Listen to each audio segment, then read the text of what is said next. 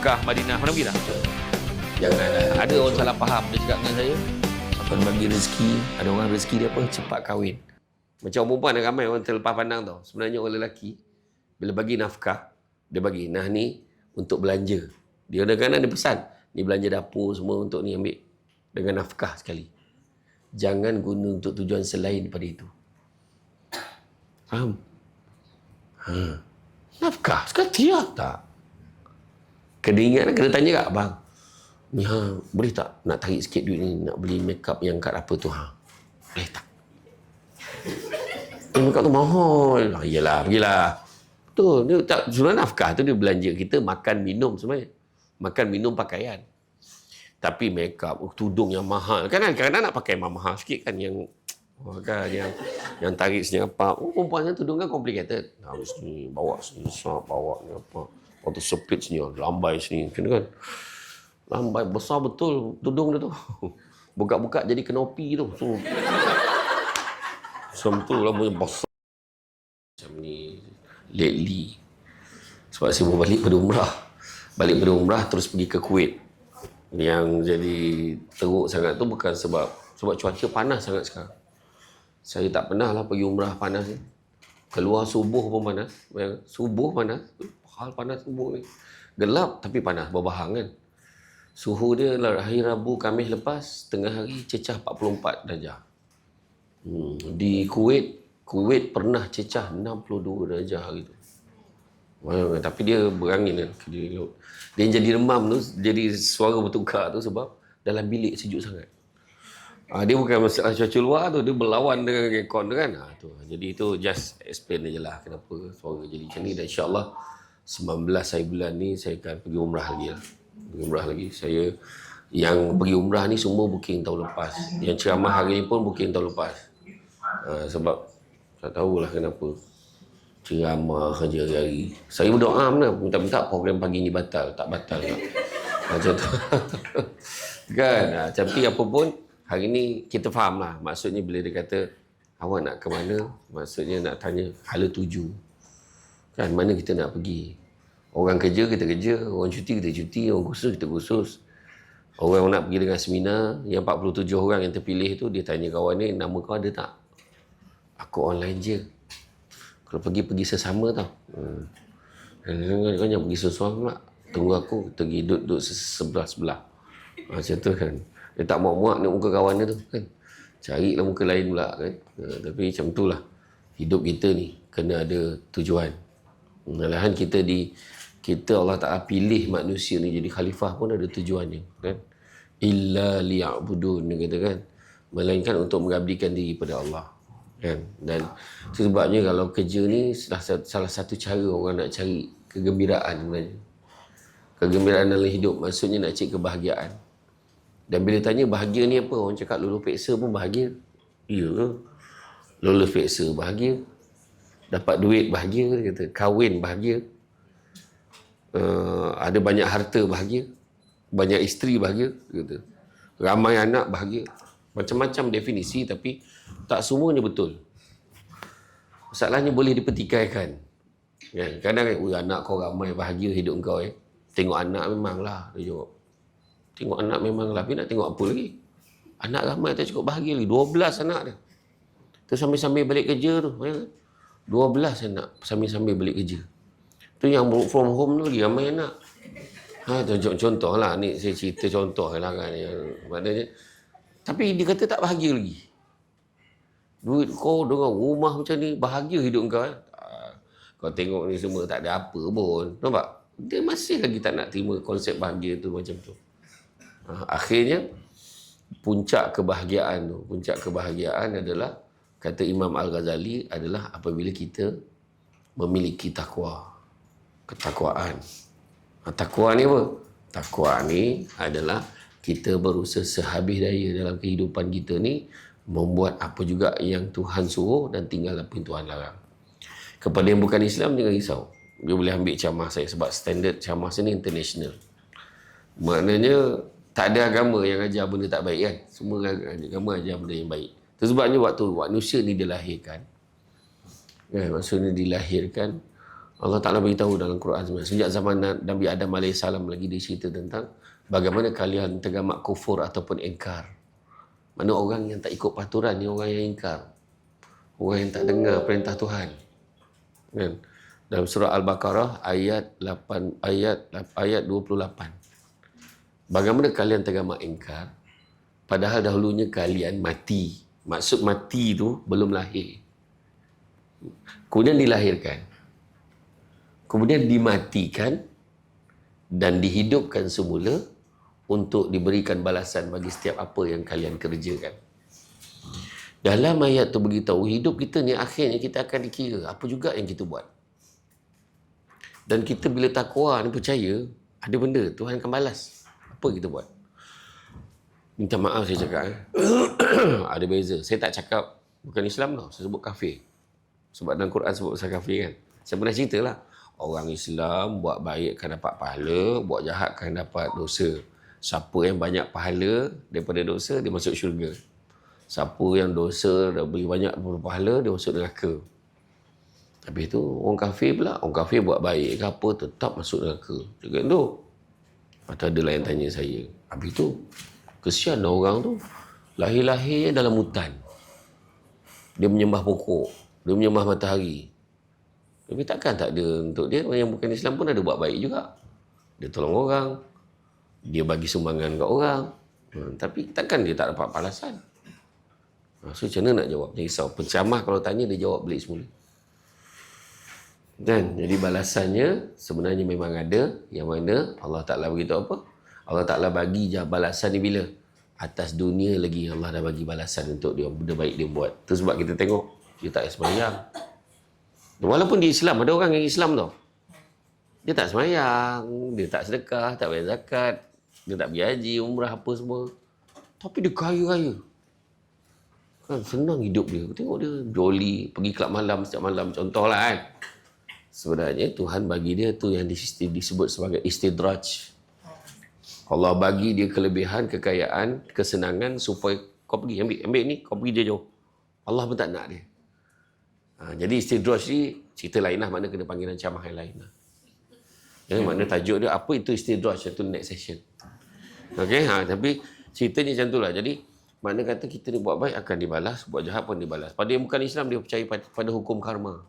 Buat baik dia balas baik, buat jahat dia balas jahat. Macam tu kan. Tapi sedangkan dalam Islam ni buat baik tak semestinya balas baik, tapi maksudnya baik.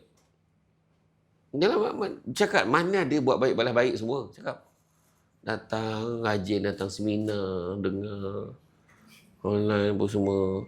Tiba-tiba kena marah kak. Kan?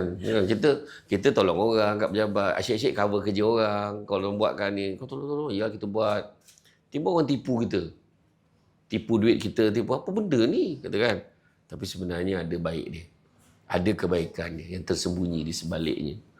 Contoh paling senang lah, orang perempuan ingat tak masa kena buang, kena tinggal kat boyfriend, ingat tak?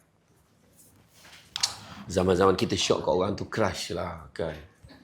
Kita suka sangat kat dia. Memang imamku. Macam tu lah kan. Macam tu kan. Tapi sampai masa dia tinggalkan kita kan. Kita frust.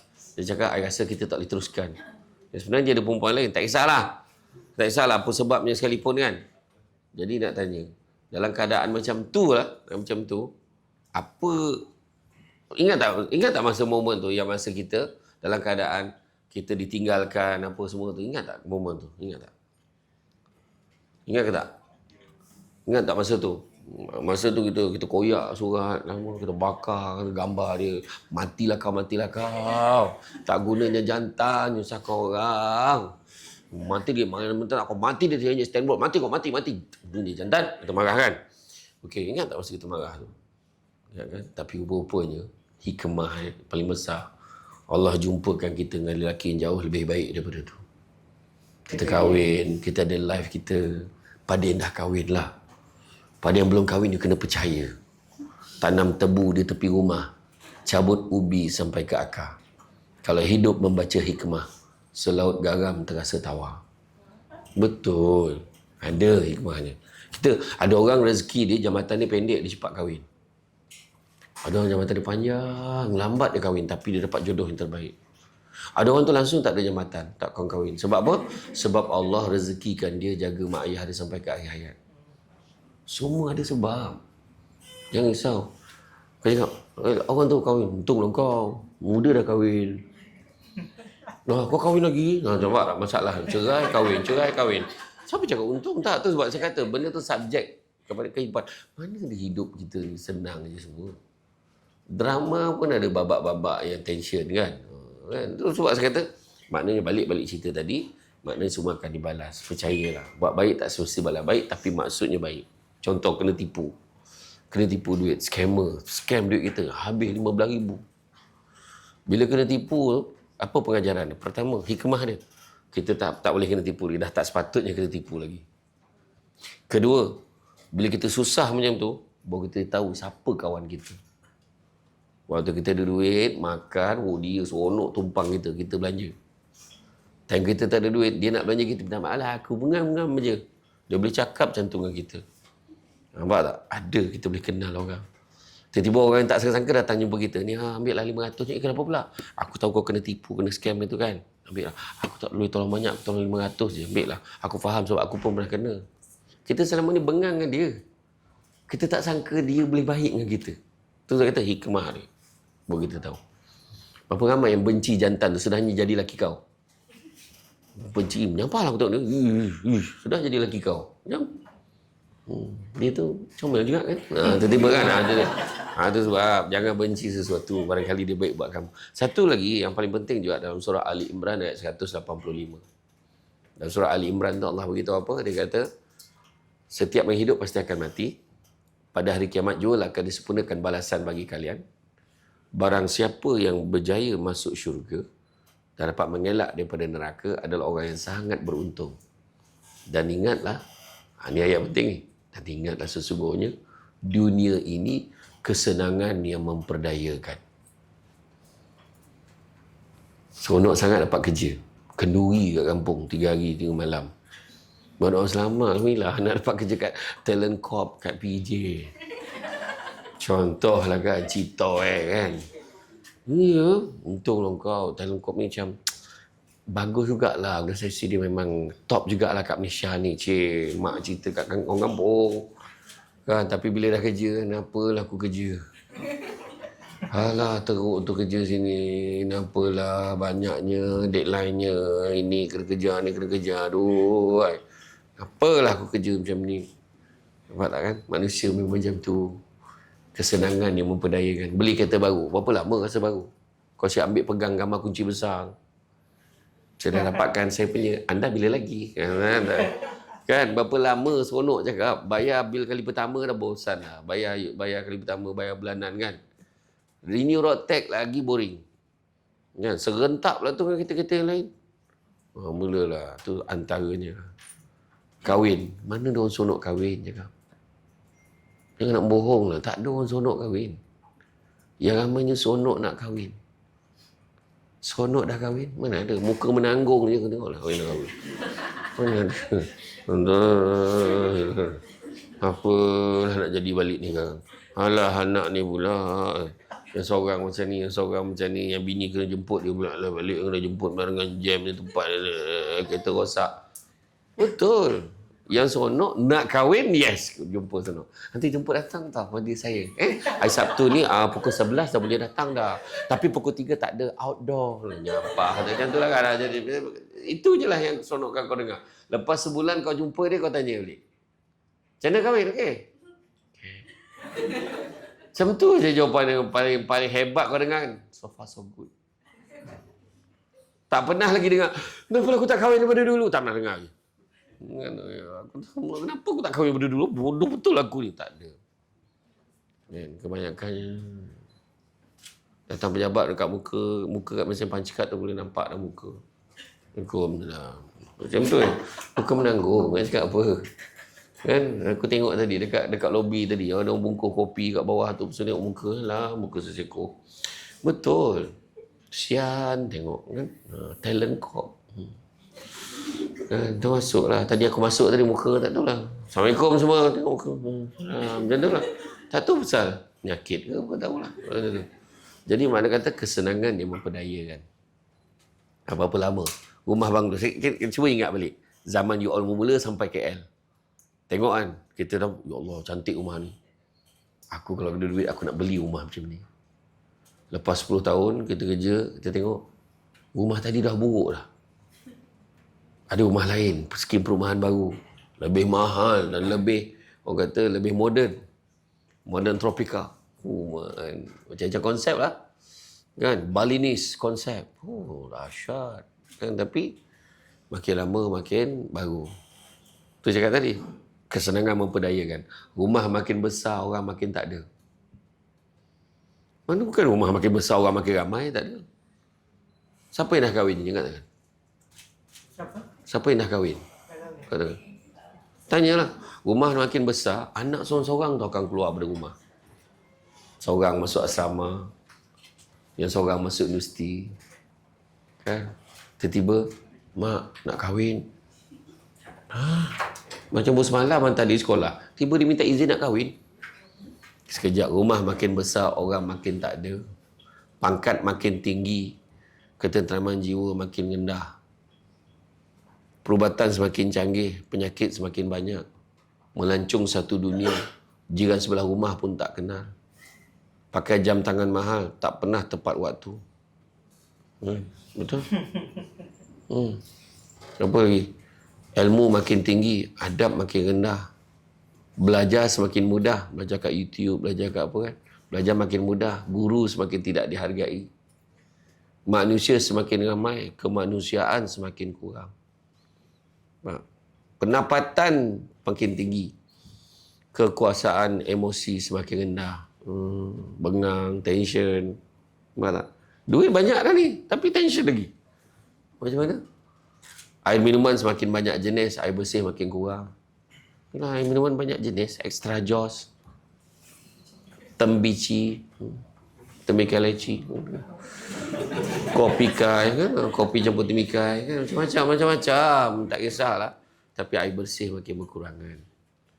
Teknologi maklumat semakin canggih, fitnah dan aib semakin tersebar. Tu dia sekarang ni, realiti hidup hari ni.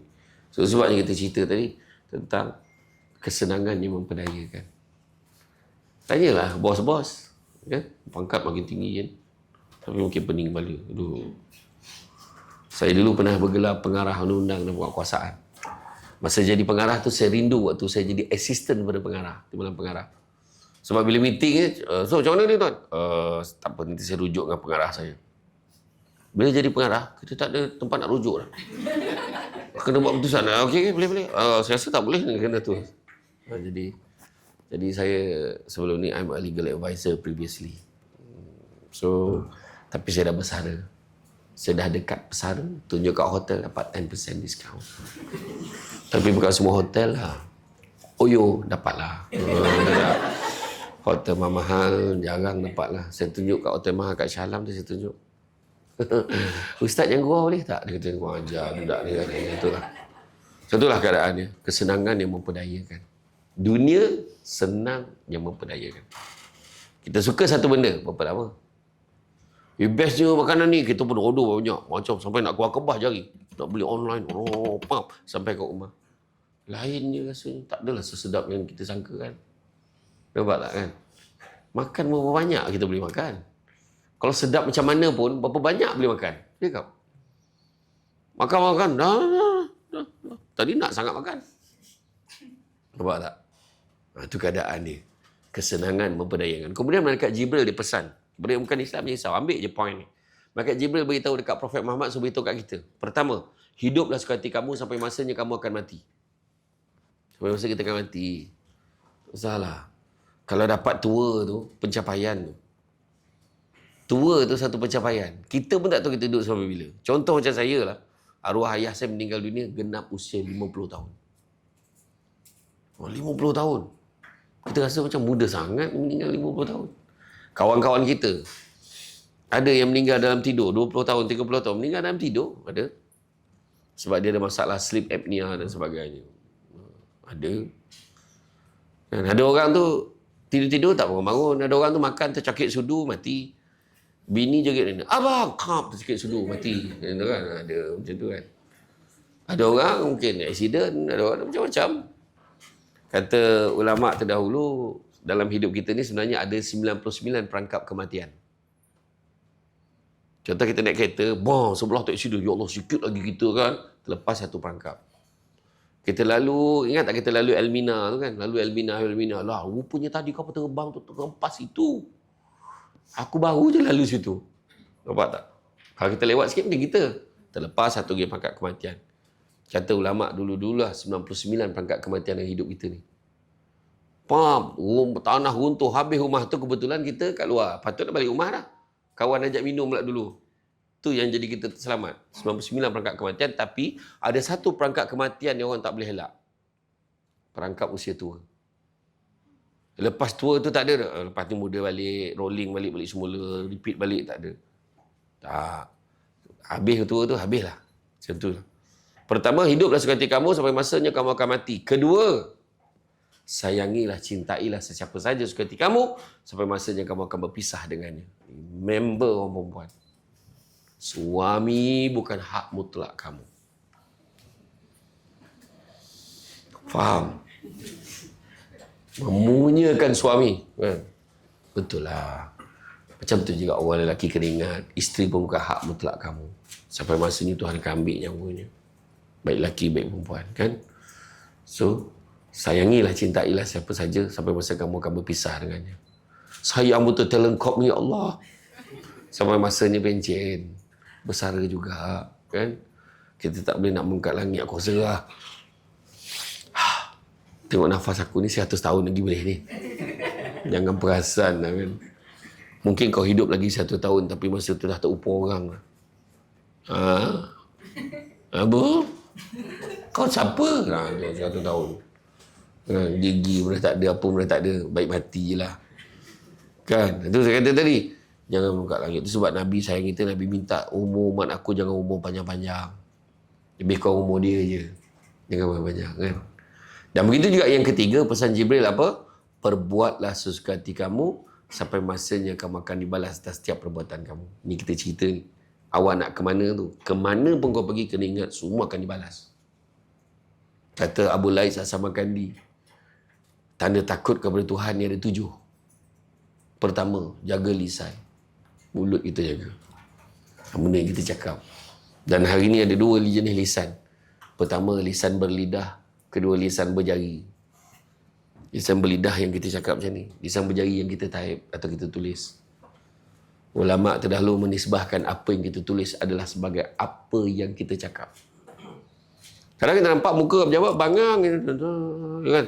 Tapi bila dia menaip, tak cukup tanah ni balon orang. Semua kata-kata kesat semua keluar. Letak je gambar seorang ahli politik. Tak payah tulis nama. Tak payah tulis beliau adalah pemimpin. Tak payah. Kalau tak muka je pemimpin sekarang. Letaklah sesiapa parti mana tak kisahlah. Kalau letak muka dia, kau post. Tengok komen bawah. Kepala bapak semua keluar. Mati lagi baik, anak haram semua keluar. Masalahnya, tak maaf cakap, yang ramai yang tulis macam tu, komentar-komentar tu datang daripada orang Melayu beragama Islam. Itu yang paling kesian sekali. Sedangkan, soalan kalau saya tanya lah, Nabi ajar ke? Nabi tak ajar. Kan? Lagi satu lagi, mak ayah kau tak ajar ke? Kan? Mak ayah dia ajar, tapi dia tu kurang ajar. Tentulah maksudnya kan. Tapi bila saya cakap ni, adalah seorang hamba Allah daripada Talent Corp. Dia masuklah komen kat bawah tu. Dia cakap kebetulan berlepas dengan camah kan, dia kata, sesungguhnya Nabi tak ajar macam ni. Bukankah Nabi telah berpesan kalau kamu tidak ada perkara yang baik nak kamu ucapkan, lebih baik kamu diam. Ini sekadar pandangan saya. Yang benar hamba Allah. Suci dia tu. Ada reply bawah tu, kepala bapak kau pun sama dah. Tak mahu nak ada dibalun juga. Tak saya kata tadi. Kata tadi yang keadaannya. Tapi semuanya akan dibalas. Semuanya akan dibalas. So, dia kata tadi, semuanya akan dibalas atas setiap perbuatan kita. Dan begitu juga Malaikat Jibril juga pesan. Sambungannya daripada 3 tu, dia kata apa? Kemuliaan seorang manusia adalah bila bangunnya waktu malam beribadah kepada Allah. Dan yang kedua, keperkasaannya adalah kuatnya seorang manusia itu adalah dengan ketidakbergantungannya kepada manusia yang lain, kepada makhluk yang lain. Contohlah siapa yang paling tinggi pangkat dalam dewan ni? Encik Hakim lah. Encik Hakim. Contoh minta lah Encik Hakim nampak kerja aku, boleh aku naik pangkat. Percayalah kita akan kecewa. Kenapa kecewa? Sebab Encik Hakim pun manusia juga. Masa saya jadi pengarah undang-undang, saya pun manusia. Staf saya 80 lebih orang buat kuasa. Saya ada 10 bailiff. Saya ada 10 pembantu takbir kerani. Saya ada 2 PA, Yogesh dengan Shima.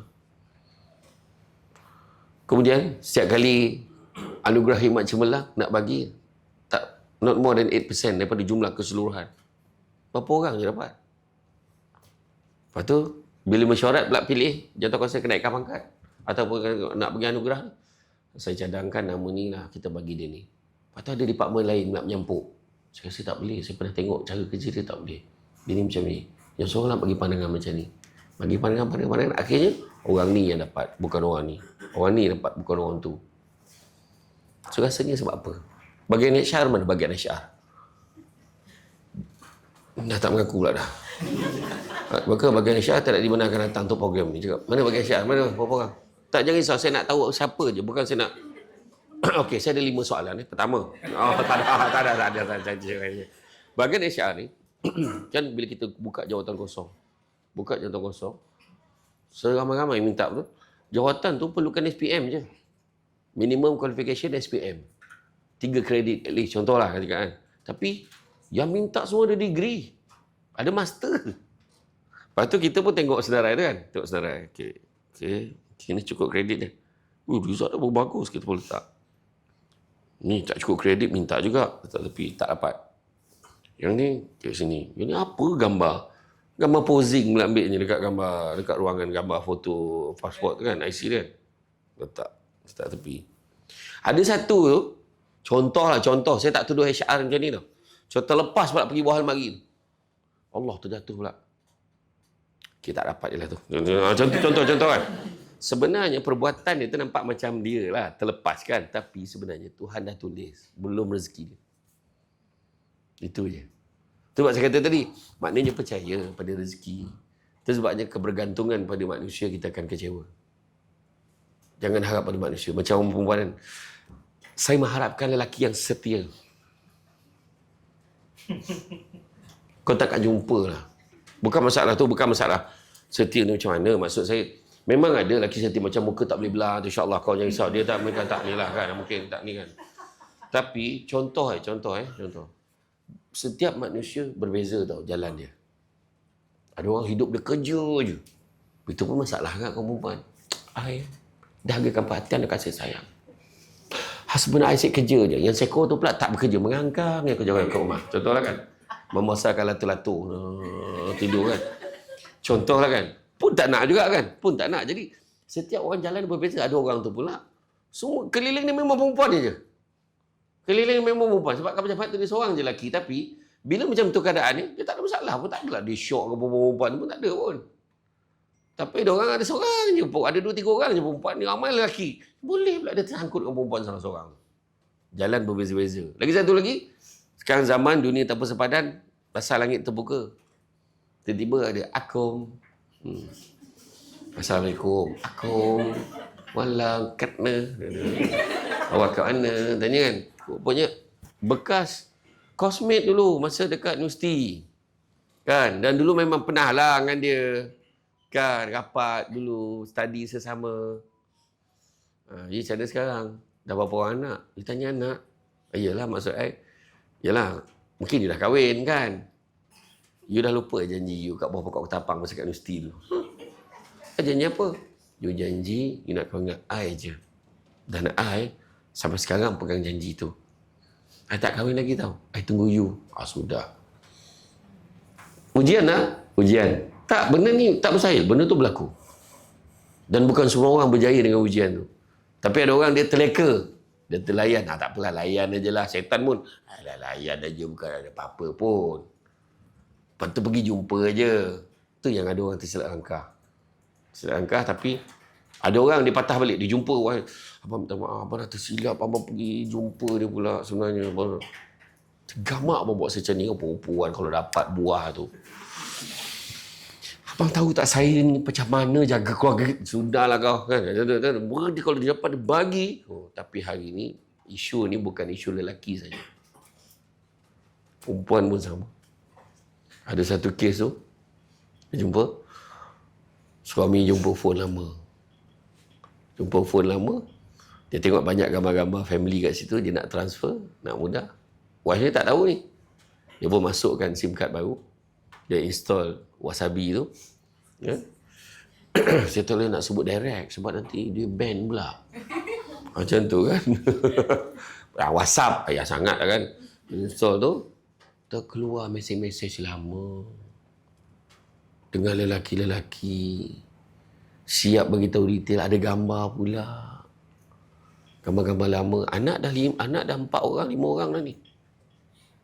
Kan? Termasuklah isterinya check in dengan lelaki tu dekat hotel lain. Tapi sebelum kahwin. Susah keadaan tu. Bayangkan, masalahnya, lelaki tu, suami tu kenal. Saya nak tanya orang lelaki. Kalau kita lah, saya nak tanya you all lah kan. You all kalau jumpa benda tu, tapi benda tu sebelum kahwin. Orang perempuan memang tak boleh nak dedahkan. Contoh benda dulu kan, kan. Kita tak boleh nak cerita dengan husband kita. Sebelum kahwin ada buat pengakuan. Memang kau tak akan jadi kahwin sampai bila. Susah lah nak jumpa melainkan lelaki yang apa kan. I nak, lelaki boleh terima kekurangan I. Sampai kesudah lah. Masa tu umur dia dah 65 tahun dah pun. Sampai kesudah. Kau kesudah lah kan, kekurangan kau. Sampai sudah lah kau kurang. Macam tu kan. Sebab maksud dia kena tak boleh cerita sebab Tuhan ajar kita. Allah ajar kita. Jangan buka aib kita. So kena simpan. So akhirnya saya nak tanya orang lelaki. Berapa ramai? Tolong kat tangan. Berapa ramai yang masih boleh terima? Anak dah 5 orang. 5 orang. Berapa ramai yang boleh terima isteri dia lagi? Katakan. Kalau dah jadi macam tu. Dah jadi macam tu. Jumpa macam tu. Jumpa mesej macam tu. Kita dapat tahu. Ada gambar. Ada siap detail cakap. Kita buat macam mana. Buat macam mana. Bertambah pula situasinya. Tak, sebab lelaki tu dalam tu. Seronok betul malam tadi kan. You buat macam ni, buat macam ni. Tu nak tanya. Berapa ramai yang boleh terima? 1. Kebanyakannya tak boleh terima. Saya masa tu, saya cakap, menangis tau lelaki tu cerita. Saya tanya soalan tu. Dia baik tak? Dia baik. Dia layan saya baik. Anak-anak pun dia jaga baik. Cukup baik. Solat, dia memang jaga solat. Semua. Tapi benda ni berlaku bila ni? Sebelum kahwin. Itulah. Benda ni ikutkan, yalah, benda ni dia pun tak boleh nak cerita benda tu aib dia. Saya dengan seorang kaunselor, ada seorang lagi kaunselor pejabat agama, dengan kaunselor dekat Kementerian Belia masa tu. Saya kalau buat sesi tu memang bertiga. Saya bagi advice, mungkin Tuhan bagi peluang. Kan, untuk tahu ni aib tu Allah buka jap nak uji. So saya tak boleh, abang rehat dulu, abang fikir dulu kebaikan dia. Kan Nabi ajar, kalau ada satu keburukan dia yang kamu tahu, banyak di kebaikan dia sebenarnya. Sebab dia jadi trauma tau. Setiap kali dia pegang isteri dia, dia terbayang lelaki tu. Faham tak maksud saya? Macam orang perempuan lah kan. Kalau lelaki dia tu dah ni, dia nak pandang suami tu pun dah terbayang perempuan lain. Macam tu lah akhirnya kan. Sama je. Jadi dalam keadaan tu, lepas beberapa bulan saya jumpa lelaki tu, menangis lagi cakap apa. Lelaki tu pegang tangan isteri dia. Abang maafkan dan abang minta maaf. Kenapa pula? Abang minta maaf sebab abang lambat selamatkan isteri abang. Dia kata dia lambat selamatkan isteri dia dan untuk makluman semua, dalam 50 pasangan, itu je satu pasangan yang macam tu, yang lain semua tinggalkan bini dia. Dia tak boleh terima kan. Bila saya tanya ada satu kaunselor, dia kata sebenarnya Tuhan bagi ni sebab mungkin ada juga kejahatan kita dulu sebab Tuhan bagi tu. Kan? Macamlah kau baik sangat, macam itulah ayat dia. Tapi itulah ujian. Itu saya kata sekarang ni, ujian Tuhan bagi kat kita. Kebergantungan pada manusia, saya kata tadi, jangan bergantung pada manusia, bergantung pada ya Allah, kau jagalah suami aku untuk aku. Kau jagalah isteri aku untuk aku. Jagalah anak-anak aku untuk aku. Itu dia. Okey? Jadi apa pun, ke mana ni, awak nak ke mana tu, pergilah ke arah yang diredai. Apa yang kita kena install dalam hati kita? Pertama, kena install sabar. Sabar. Bab kerja ni, sabar. Kedua, syukur. Apa maksud syukur? Apa maksud syukur? Syukur ni, kata Imam Al-Ghazali, ada 4 kena ada. Baru dia kata syukur. Pertama, sebut. Alhamdulillah, aku ada kerja kat Talent Corp ni. Alhamdulillah. Sekarang kita tengah duduk ni, yang tengah tengok online ni, dekat luar sana, ada yang bawa file folder, tengah fikir nak kerja apa. Puluh kilik. Punya teruk, kerja tak ada. Semalam, ada saya pergi kat restoran ayam Pak Gembus tu. Kan, saya makan lah. Dia tanya, kau dah lama dah kerja sini? Tak macam mana. Saya kadang ada time angin, saya tanya lah. Dah lama dah kerja sini? Lama lah. Dalam berapa lama dah? Dalam dekat setahun dah lah. Tak ada lama sangat, baru nak setahun. So, macam mana kerja? Okay lah. Berapa dia bayar kau? Alhamdulillah, boleh lah. 1,500 tolak APF, so tinggal 1,300. Oh. Nak tak kerja tempat lain? Tak nak kerja tempat lain? Susah kerja sekarang ni. Dia kata, susah kerja sekarang ni, budak tu. Dia kau daripada mana? Daripada Pahang, dia pergi Negeri Sembilan kerja. Saya kata, tu dia kata, hakikat dia kerja susah. Kita dah ada kerja ni, syukur alhamdulillah aku ada kerja. Kedua, dalam hati kena memperakui siapa yang bagi nikmat. Ada pak saudara tolong dia, yang tolong adjust kalau pak kerja. Salah, pak saudara tak ada kena-mengena. Dia hanya sekadar usaha membantu saja. Tapi Allah yang izinkan kita kerja. Kena ingat. Nampak tak? Itu kedua. Ketiga, salah satu daripada syarat syukur adalah tindak tanduk dan perangai melambangkan kita syukur. Ingat tak? Dalam surah Ibrahim ayat 7, Allah sebut, la in syakartum la azidannakum wa la in kafartum inna azabi lasyadid. Kalau kamu syukur, aku lipat gandakan nikmat kamu. Kalau kamu kufur, azabku amatlah pedih. Kan? Ayat ni tu kan? Heran tak kita? Kita yang kita tahu, kau tolong aku bagi, kau tak tolong aku tak bagi. Itu kan? Tapi Allah Ta'ala beritahu, kalau kau syukur, aku gandakan lagi. Tapi kalau kau kufur, azab lah. Kenapa? Maksud ni tindak tanduk tadi lah.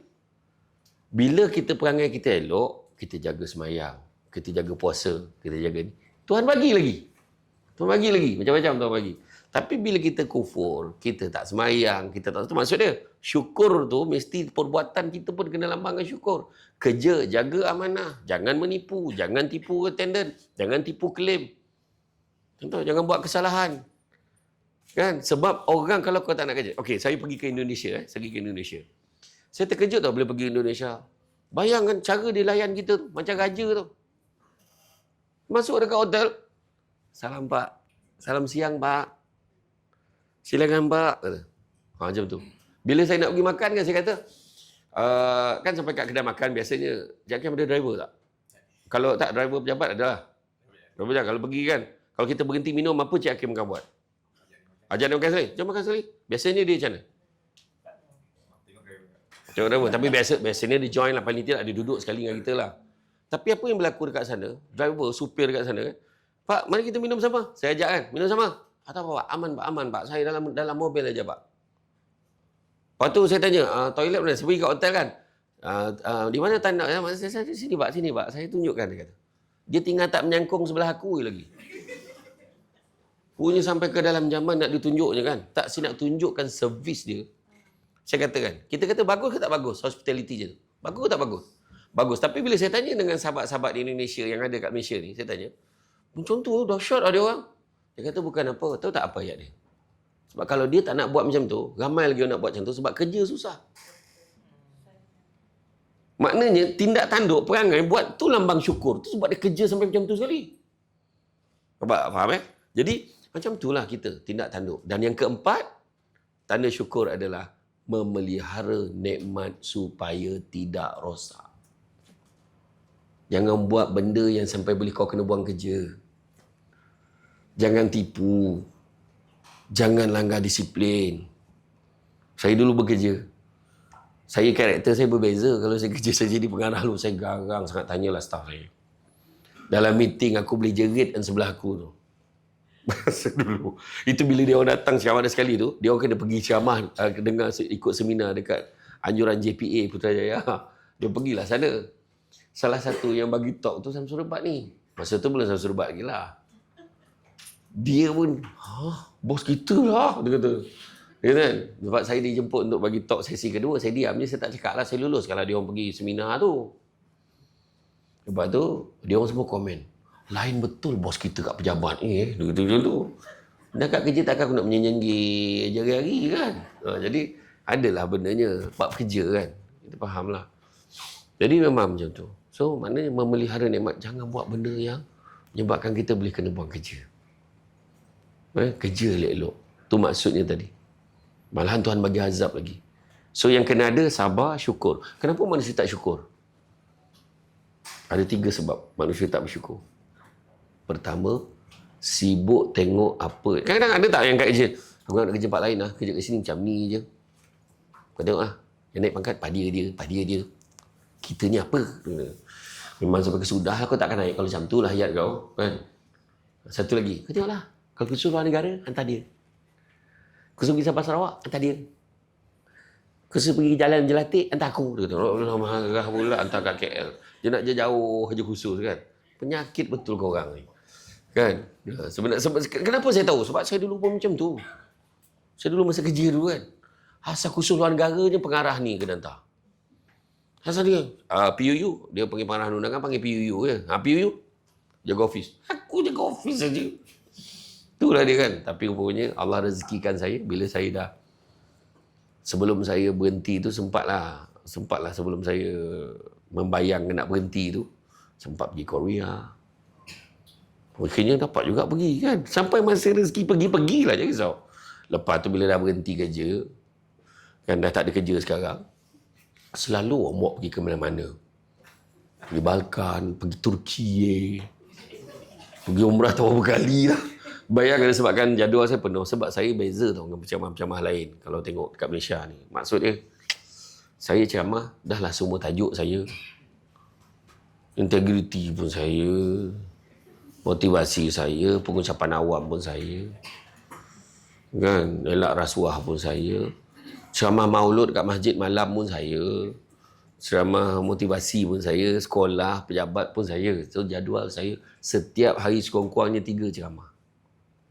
Bulan puasa 4 ke 6 ceramah sehari. Dan saya tak ada cuti. Tu aku berdoa tadi batal lah program ni kan. Ke Talent Corp ni tak batal pula jadi. Kan macam tu lah. Sebab jadual saya penuh. Jadi lepas saya dah ni lagi banyak sebenarnya Tuhan bagi peluang kat kita. Itu je. Tu saya kata percaya. Jangan kita risau. Kalau rezeki kita adalah. Tak dapat jangan komplain. Bila komplain lagi jauh. Itu je.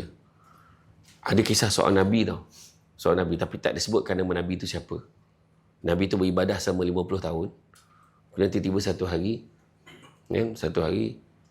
Allah Ta'ala beritahu. Masuklah kau ke dalam syurga dengan rahmat aku. Macam itulah. Lepas tu. Tiba-tiba Allah uji dia. Pokok jatuh himpak kaki dia. Bengkak. Mengoning-ngoning kata ni 9. Berdonyut-donyut lah. Nyut-nyut kata orang utara. Tak boleh tidur. Lepas tu, sakitnya. Dia kata macam tu. Lepas tu, Allah Ta'ala pesan dekat pokok ni beritahu dekat Nabi ni. Ketahuilah. Sesungguhnya, ibadah kamu yang 50 tahun tu, tak boleh nak menolak. Ibadah 50 tahun tu tak boleh nak tolak satu keluhan kau kepada Allah. Bayang beribadah 50 tahun, mengeluh tu je habis yang ibadah kita. Itu sebab jangan komplain hidup kita ni. Jangan komplain. Okey je. Dulu nak sangat kerja. Gaji lambat marah. Gaji awal pun marah. Awal sangat gaji ni. Apa tak lewat sikit gitu. Kan? Bonus tu lah bonus. Insentif kewangan. Bagi menghargai jasa penyawat awam. Saya nak tanya itu. Itu dapat insentif kewangan banyak kan? Mana? Tak ada. Sianya. Memang tak dapat ni. Kita tukar tajuk lain. Okay. Tak ada lah. Macam contoh bila kita dapat insentif apa-apa lah. Bonus ke insentif ke kan. Bila dapat kan. Contoh lah kan. Ramai orang. Ayat orang kita apa tu? Wah, dapat bonus nampak. Apa ayat orang kita? Tak, dia tu cakap. Sikit je. Adalah sikit. Mana ada seorang tu pula? Malaikat cantik ni. Ada kata tak ada pula, kata malaikat kata. Lepas tu banyak kata sikit pula, kau nak mau banyak. Contohlah kan. Jadi sebenarnya mengungut tu. Hati-hati. Sebenarnya kalau kita sabar, tengok mak kita. Cuba ingat balik mak kita zaman susah lah. Kenapa yang mak dia dulu. Siapa mak dia tak bekerja, dia tahulah mak dia kat rumah, masak hari-hari, siapkan anaknya, macam mana sampai ketua ni mikir. Tak ada pun dia, susah betul, membesarkan kau, penat betul. Dah tua-tua ni terasa lega sikit, dah tak payah jaga kau. Tak ada. Dia tak cakap pun. Tapi Tuhan bagi dia macam-macam. Tuhan bagi dia anak-anak yang baik. Tuhan bagi dia anak-anak yang ingat bagi duit berbulan kat dia. Dan Tuhan bagi anak-anak yang sentiasa doakan dia. Itu sebenarnya satu benda yang kita fikir ini sebenarnya. Faham Sebenarnya syukur. Pertama, kenapa manusia tak syukur? Ada 3 sebab manusia tak syukur. Pertama, sibuk tengok apa yang orang ada sampai terlupa apa yang dia ada. Tu ini komplain sana, komplain sini tu. Untunglah kau. Laki kau handsome. Laki kita pun handsome sebenarnya, tapi dah tengok hari-hari. Alah. Macam tu lah kan. Orang lelaki tengah duduk kat TV tu tengok bini lipat kain. Alah. Rambut kembang ni tak berikat. Dah macam Godzilla lipat kain. Lepas tu suami lah terlelap kat sofa tu macam ni kaki dia tu. Dengan tak berbaju kan. Yang bini lipat kain. Ya Allah, seburuk-buruk makhluk. Berdosa tau kau cakap dulu. Kau tahu berdosa tu tak berdosa. Jangan. Ngutuk suami, ngutuk isteri. Tak. Sebab hari-hari kita dah tengok. Laki dia tu handsome sangat. Sebab kita boleh tengok kali pertama. Cuba kau lepak hari-hari dengan dia sebenarnya. Tak ada handsome sangat. Macam pelik je muka dia. Dah hari-hari tengok kan. Sebab kadang-kadang kita pergi kat bandar, kita duduk lepak-lepak kan. Kita nampak yang lalu couple suami isteri lalu kan. Ya Allah, muka bini dia lawa. Semua suami dia jam tu. Merayau muka suami dia tu. Lepas tu nampak suami ni handsome. Tu bini dia ke mak dia. Contoh macam-macam lah. Macam-macam orang komen. Tapi kecantikan itu adalah subjektif. Setiap orang pandang berbeza-beza. Ada orang nampak kereta tu cantik betul. Cantik je kereta ni. Tapi pada orang, ini cantik. Ada orang cakap tu. Nampak tak? Itu sebabnya. Subjektif. Pertama, sibuk tengok apa yang orang ada sampai terlupa apa yang kita ada. Kedua, manusia tak bersyukur. Sibuk tengok kelebihan orang lain. Lupa tengok orang yang lagi susah pada kita. Menyebabkan dia tak syukur. Kalau tengok orang lagi susah pada kita, kita akan lebih bersyukur dengan apa yang kita ada.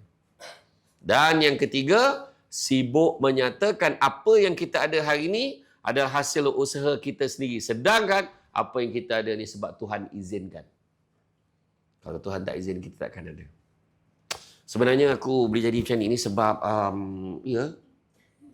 kerja keras, usaha dan bermotivasi. Dia punya cerita lah bila wawancara dalam TV kan macam tu. Silang kaki. Macam tu kan. Tapi ada orang bangun pukul 4 pagi, bawa lori, hantar roti, hantar barang. Kan pergi hantar sampai pukul 7. Pukul 7 pagi tukar pakai uniform jadi pawang keselamatan pula. Pukul 6 pergi dekat restoran pakai apron ambil upah basuh pinggan sampai pukul 10. 10 malam. Soalan saya, dia tak usaha ke? Orang ni usaha lagi teruk daripada kita tau. Tapi sebenarnya Allah belum izinkan dia senang macam kita yang dekat talent corp ni. Kan? Orang lain ceramah motivasi. Kan? Kau knowledge sharing session. Belagak sangat. Contoh lah. Contohlah. Kan? Macam tu lah. Gua. Tak, maksudnya, itu saya cakap tadi. Sebab kadang ada orang dilupa. Dia rasa dia senang sebab ni. Tuhan izin tu je. Sebab kita dengan orang lain doakan aku berjaya macam kau. InsyaAllah. Aku sentiasa doakan kawan aku. Tentu, faham tak? Jangan lupa diri. Sebabnya, dalam hidup kita ni, kita kena ada prinsip tu. Sabar, syukur. Ketiga, percaya pada hikmah. Ada benda baik nak berlaku selepas itu. Ada ni. Aku accident ni, apa hal ni? Ada benda yang Tuhan nak bagi. Saya pernah pergi. Saya dah ceramah start daripada tahun 2005 lah. Saya dah ceramah area KL, PJ ni biasalah saya ceramah. Cuma masa tu belum sampai sedebat lagi. Dan kau pun buat tak tahu je dengan aku kan. Macam tu lah. Kan, sekarang dah tak cukup tanah nak ambil gambar. Nyampah tu aku. Tadi saya lepak minum kat mana? Medan Selera Mutiara apa? Tu kan kat tepi tu kan. Main berhenti jadi boleh tahan juga kan. Ikan keli dia sedap. Keli warna 9, ikan keli pun ikan 9. Kan. Lepas tu dia punya yang goreng dia. Okey lah. Saya kebetulan IF kan. Extreme IF. So saya ambil lauk sikit-sikit je lah. Rasa-rasa lauk je saya takkan nasi. So lepas tu saya kata tadi, bab kita ni sekarang ni, kalau kita tengok bab hikmah ni, ada kelebihan ni. Ada sekali tu, entah macam mana saya pergi tahun 2015 macam tu. 2015 saya pergi bawa kereta nak pergi kursus dekat Bukit Merah. Bukit Merah dekat Lake Town Resort tu. Naik kereta, lepas tu kalau perasan ada satu hentian stesen minyak saja. Dia bukan R&R, stesen minyak je sebelum Taiping Cangkat Jering. Kalau perasan. Sampai situ dekat hentian tu, lalu kat highway ni tiba tap kereta. Bunyi tayar macam tu. Saya pun berhentilah dekat tepi. Wah, tayar ni. Lepas tu kebetulan kan tak jauh daripada tu, saya bagi emergency signal tu. Saya pun reverse slow-slow dengan tu masuk nak try pump dulu. Mana tahu kalau pump, kalau naik nanti baru kita cari kedai untuk ni kan. Saya pun apa berlaku? Meletup. Pam. Saya pun terbaring, hidupku gelap. Mata aku sudah tidak dapat melihat. Oh, Kasim selamat. Betul masa tu saya macam ni Saya bunyi tu macam bunyi berdesing tu. Macam tu. Dengarlah suara pada jauh. Abang. Kan, suara isteri saya. Lepas tu dengar suara, abang. Ada suara orang tau. Lepas tu bila saya buka mata, pekerja yang stesen minyak tu berlari rupanya. Bila tayar tu pecah, bunyi meletup tu semua dengar. Dia datang, dia kata, abang kena pergi masuk bilik cuci muka abang. Muka abang teruk luka ni. Saya pun masuk dalam bilik air. Pahal ni, Allah, muka macam chicken pox tu. Sebab serepih tayar tu meletup kena. Lepas tu pergi masuk, lepas tu budak tu tolong tukarkan tayar spare. Lepas tu bawa, masuklah dekat Taiping, pergi dekat klinik biasalah. Tapi doktor tu cakap, you punya ni luka tak apa, boleh kasih krim tak apa. Tapi you punya mata saya merah macam sakit mata. Serbuk tadi masuk dalam mata juga. Pergilah masuk. Dia kena masuk dekat hospital Taiping. Jumpa dengan pakar mata. Pakar nombor 1 jumpa. Tahu tak dia buat macam mana. Kan ada yang tempat yang masa kalau kita nak cek mata letak dagu tu kan. Macam tu lah letak macam tu. Lepas tu mata tu buka. Dia pakai tweezer tu. Dia sepit. Nampak benda tu datang tau. Aku dah macam ni lah. Nak cerita betul ni. Dan masalahnya, punya bagusnya, dia cabut tu tak sakit. Faham tak? Maksudnya, perbuatan dia tarik tu, punya pakar lah dia. Doktor Cina, Doktor Chan tak salah saya. Sambut, betul tu. Lepas tu kata banyak lagi ni. Semua dia kata, berdasarkan yang dia scan tu dia tengok, luka tu tembus sampai belakang mata. Mujur tak. Tapi kalau tengok waktu saya merah je nampak macam sakit mata dengan chicken pox lagi. Tak pernah chicken pox dengan sakit mata serentak ni saya. Lepas tu dia kata, nanti tak apa. Nanti next week datang balik dia datang sini. Tak boleh sebab saya bukan duduk sini. Saya kata, saya duduk Seremban. Dia pun check, dia setkan. Appointment cuma hari Ahad, dia minta saya datang. Sebab saya ada dekat Bukit Merah pagi Ahad. Dia suruh hari Ahad pagi datang jumpa dia dekat hospital. Lepas tu nanti dia setkan hari Selasa untuk check dekat hospital Seremban. Dia buatlah surat kan. So buat, saya kata apalah Tuhan nak bagi kat aku ni. Bila sampai dekat hospital Seremban tu pula, dia buat sekali lagi. Ada lagi sikit-sikit dia nak buat. Itu memang sakit. Kita dah biasa buat kan. Apa sakit-sakit? Tahanlah. Ajar. Sebab yang hari tu buat tak sakit. Dia buat tu kasar sikit lah. Tapi dalam masa saya tunggu nak ambil ubat tu, telefon bunyi. Hello. Ni apa ni? Haji Zilan kebetulan pula. Saya dijemput untuk berceramah di TV Al-Hijrah. Untuk staff TV Hijrah. First, saya kata, ni keluar TV ke? Tak ada, ni untuk dalaman aja. Okey lah. Saya pun lega lah. pergi tak ada Kuala TV. Itulah ceramah pertama saya dekat sana. CEO TV Hijrah masa tu dia dah dengar ceramah saya dulu. Lepas tu dia panggil saya ceramah. Bila saya ceramah, tu ada kamera tu. Tak, untuk simpanan kita je, dia kata macam tu. Saya pun ceramah tutang, semua gelak macam kena sawan apa semua. Tak. Dah habis ceramah tu, rupa-rupanya setiap hari Khamis petang, staf TV Hijrah, kameraman ni semua yang tak terlibat dengan kaunter, semua akan datang sana sembahyang asar dan baca Yasin, tahlil. Lepas tu, semua petang tu lain sikit ada ceramah. Dia panggil saya ceramah. Masa tu ceramah tahun baru Islam, ceramah Mak Hijrah. Saya ceramah tutang pasal kekeluargaan semua. Bila dah ceramah tu, Datuk Haji Izlan Basah ke depan. Rupanya penerbit rancangan TV semua dekat tu. Okey semua. Okey tak ceramah tadi? Okey. Boleh keluar TV tak? Boleh. Esok tu keluarkan. Ha? Aku tu tuan. Terperanjat lah. Lepas tu ceramah saya tu dipotong pada 3 episod. Dan tak disangka-sangka. Semenjak pada itulah, dia yang mana-mana letakkan nama saya Samsul Debat. Dulu, puncanya waktu saya ceramah dulu, saya ceramah dekat satu tempat, penganjur terlupa nama saya siapa. Dulu kalau saya ceramah, masa tu saya bekerja di pengarah undang dan penguatkuasaan kat sebuah agensi kerajaan. Jadi saya bila ceramah, saya tak boleh pakai title tu. Sebab bila saya pakai title tu, takut orang call pejabat untuk panggil ceramah, saya tak nak. So saya pakai nama NGO saya. Samsul Amri bin Haji Ismail, Presiden Pertubuhan Alumni Debat Malaysia. So saya bila ceramah. Jadi penganjur terus terlupa siapa nama budak tu. Nak panggil ceramah kan. Penceramah dia tahu siapa nama budak tu. Tapi Samsul apa entah. Tapi jawatan dia debat-debat macam tu lah. Dia pun tulis kat whiteboard tu. Penceramah pada malam ni Samsul Debat. Itulah mula dia. Dan salah seorang yang dengar ceramah malam tu adalah CEO TV Al-Hijrah. Dan dia mati-mati menyangkakan nama saya Samsul Al-Debati. Dia pegang nama tu tau. Dia pegang nama tu. Samsul Debat. Dia cakap kat saya, Ustaz dah pernah keluar TV belum? Saya kata keluar selalu, nak masuk tak muat. Saya kata macam tu. Dia kata apa? Ustaz jangan risau, saya akan susun strategi. Sebab saya tak nak Ustaz jadi macam orang lain. Dia cakap macam tu lah. Sebab dia kata ramai orang cepat naik, cepat jatuh. Dia kata macam tu lah. Cara dia buat macam mana? Dia dah promo dah kat semua. Tak lama lagi ada penceramah Samsul Debat. Orang semua Google cari, tak jumpa. Masa tu, tapi tu bila saya keluar tu pula, siapa nak tanyalah orang yang mula-mula tengok TV, yang nampak Samsul Debat kat TV kan. Masa hari saya keluar tu, yang ni kawan-kawan cerita balik lah kan. Geng-geng TV je. Mana kau dapat penceramah ni? Dia tanya Datuk Haji Izlan Basah. Penceramah ni kat mana? Kenapa sama ni tak tahu? Yang seorang tu pula, weh kau tengok gila penceramah ni weh. Baik kau buka tengok TV ni. TV Hijrah.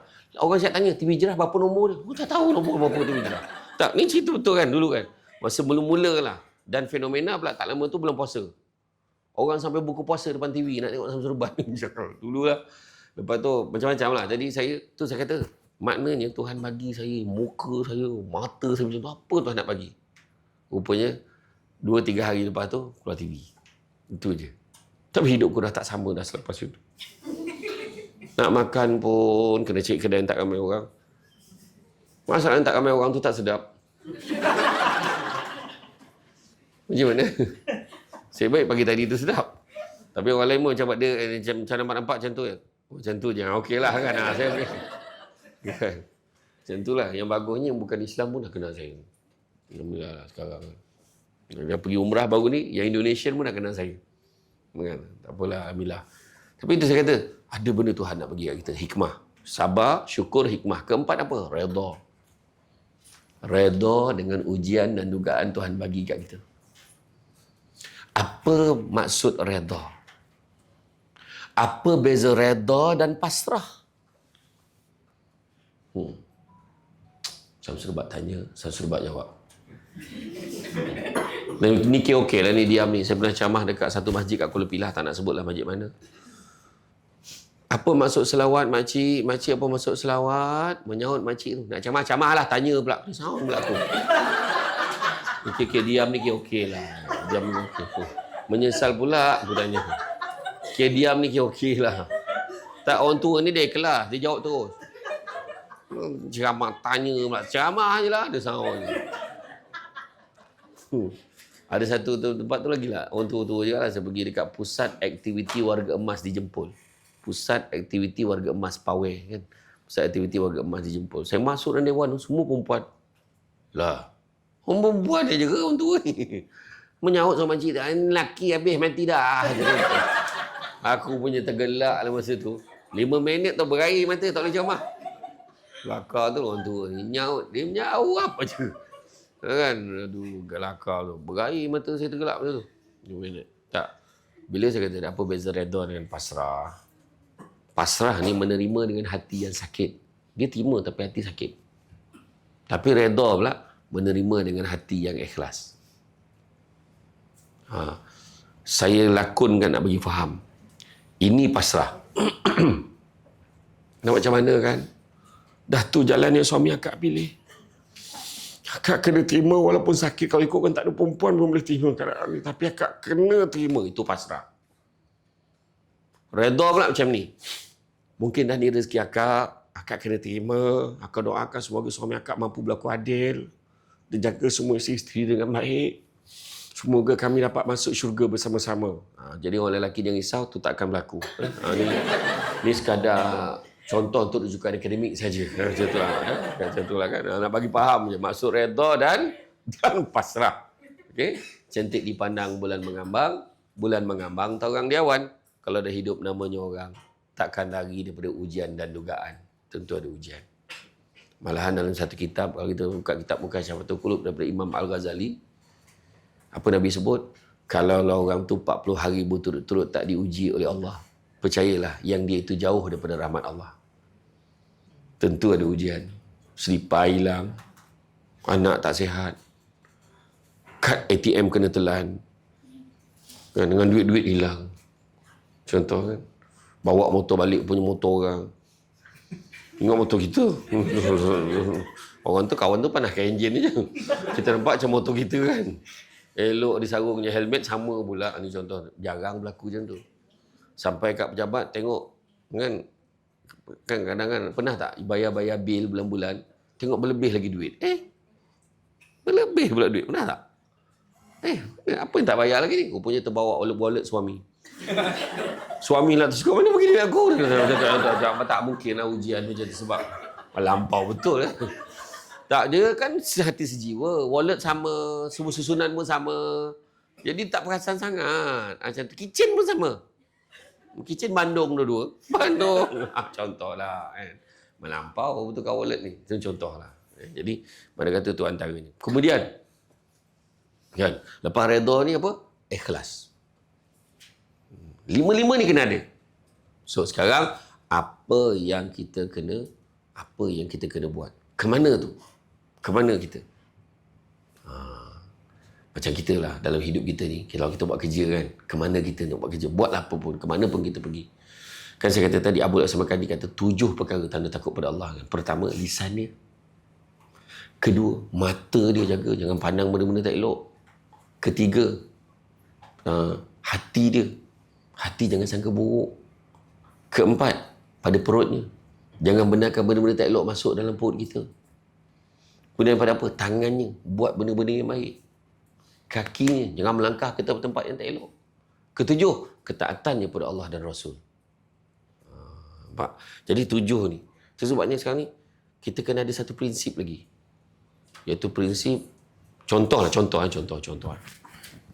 Orang perempuan, orang lelaki diam tau, sertanya perempuan. Kita naik kereta sampai dekat junction tu, dekat traffic light tu, ada countdown tau.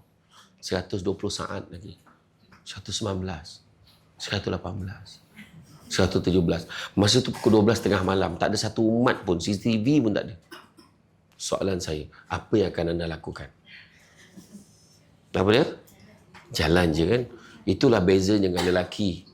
Lelaki akan tunggu sambil zikir, ingat Allah. Marah orang perempuan. Tak penat ke jadi munafik? Dia kata, tak ada. Maksudnya, itulah maksud saya. Ada orang ke tak ada orang, kita tetap kerja dengan baik. Faham tak? Itu prinsip ihsan nama dia. Iaitu kalau maksud ihsan ni, kita buat satu seolah-olah kita nampak Tuhan. Dan kalau pun kita tak nampak Tuhan, kita yakin Tuhan nampak kita. Itulah ihsan. So kerja nak buat benda tak elok, tak boleh, Allah nampak, jaga. Tak boleh, Allah nampak, jaga. Tu hala tuju kita. So yang kita kena ada apa? Nombor 1. Yang kena ada adalah apa dia? Apa yang kita kena ada? Jujur. Jujur bila kerja. Jangan tipu. Jangan tipu klaim. Klaim tak pernah menambah pendapatan. Claim cuma cover sebahagian daripada apa yang kita belanjakan. Overtime pun tak boleh lebih 1/3 gaji. Mileage pun ikut kelayakan dan kenderaan yang kita bawa. Allah. Claim tak pernah menambah pendapatan. Tapi claim tambah pendapatan pada orang yang tak buat tapi claim. Faham tak? Bahagian kewangan dan bahagian kewangan. Satu pun tak ada. Tengah meeting. Bahagian kewangan. Bahagian kewangan ada tak bahagian mana? Oh ada, okey. Dia selalu buat query. Memang betul kena buat query. Lepas tu dia query, kenapa mileage awak tak sama dengan dia ni sedangkan 3 orang pergi kursus yang sama? Tu bahasa saya lah, tapi ayat dia lebih sopan lagi lah. Boleh tak? Boleh saya explain why? Kan? Kenapa dia punya claim exit daripada orang lain ni, kenapa? So, adalah yang respon. Dia tak cakap. Dia respon kat dia sendiri. Macam duit mak ayah dia. Nyampah aku sikit tanya, query. Luluskan je lah. Dia marah. Dia marah dekat orang tu. Kan? Sebab bukan duit mak ayah dia lah dia tanya. Kalau duit mak ayah dia tak tanya. Seketing kau lah nak buat, pandai kau lah. Kan? Jadi yang bila dapat soal query tu, jawab je. Explain. Kenapa claim mileage saya lebih? Sebab saya tak tahu jalan. Dekat roundabout tu je saya pusing 4 kali. Cuma tak pasti ke mana saya nak pergi.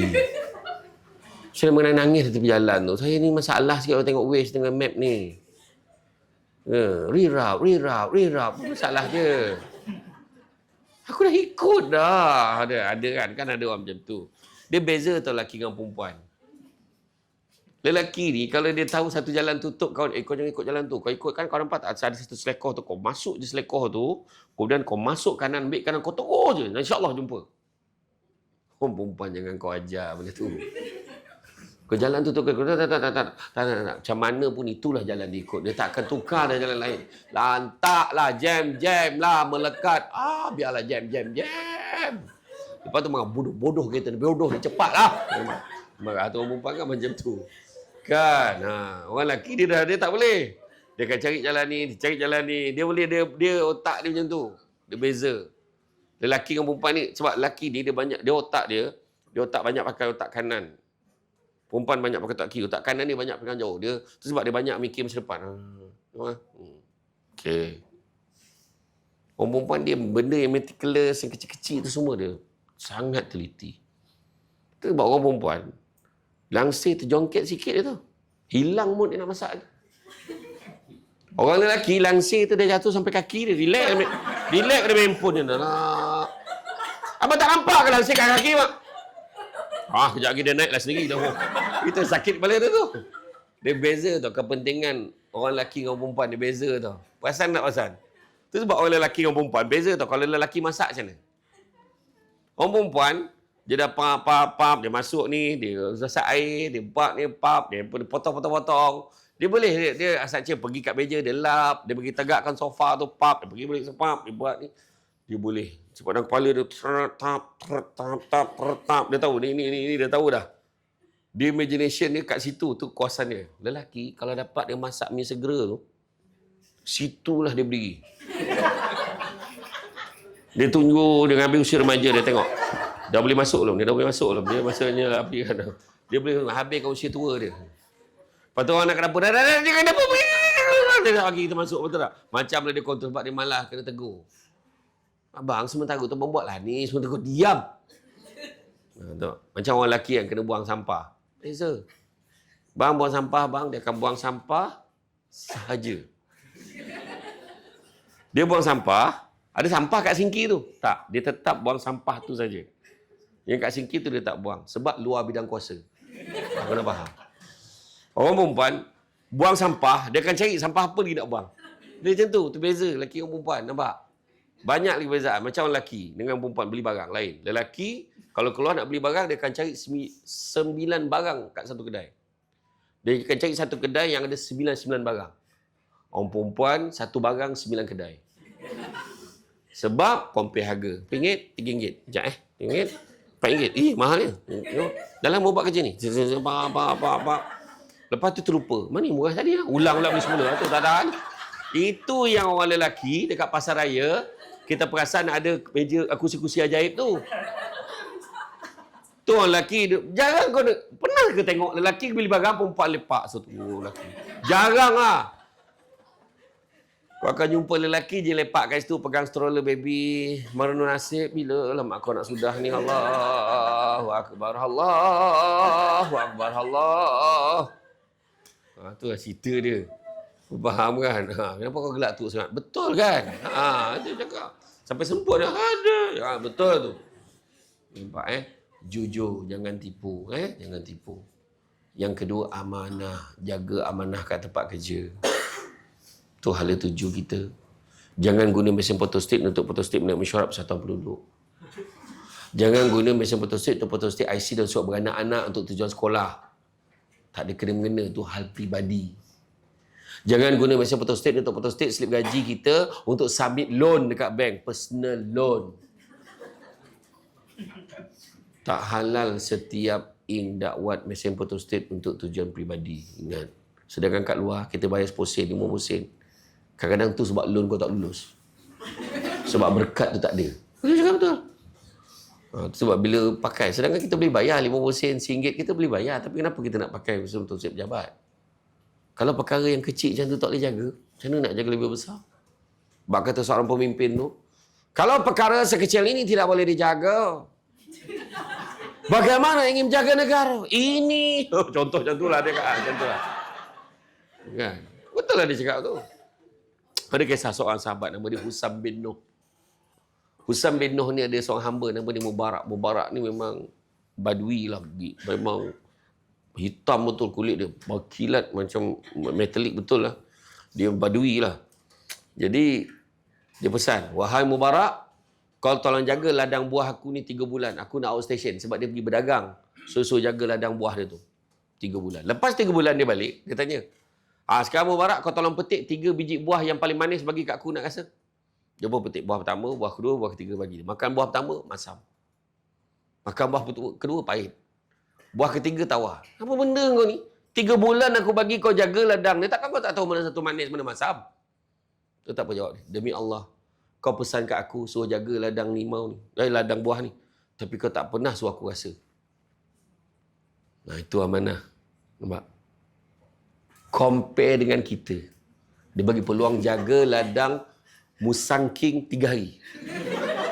Bukan 3 bulan tau. 3 hari gedebus. Macam ni lah, 1 bakul bawa balik. Kebetulan, jaga. Ambil lah rasa. Berbeza. Itu maksud amanah. Macam perempuan ramai orang terlepas pandang tau. Sebenarnya orang lelaki, bila bagi nafkah, dia bagi, nah ni untuk belanja. Dia kadang-kadang dia pesan, ni belanja dapur semua untuk ni ambil. Dengan nafkah sekali. Jangan guna untuk tujuan selain daripada itu. Faham? Nafkah. Sekarang tiap tak? Kena ingat, kena tanya kat abang.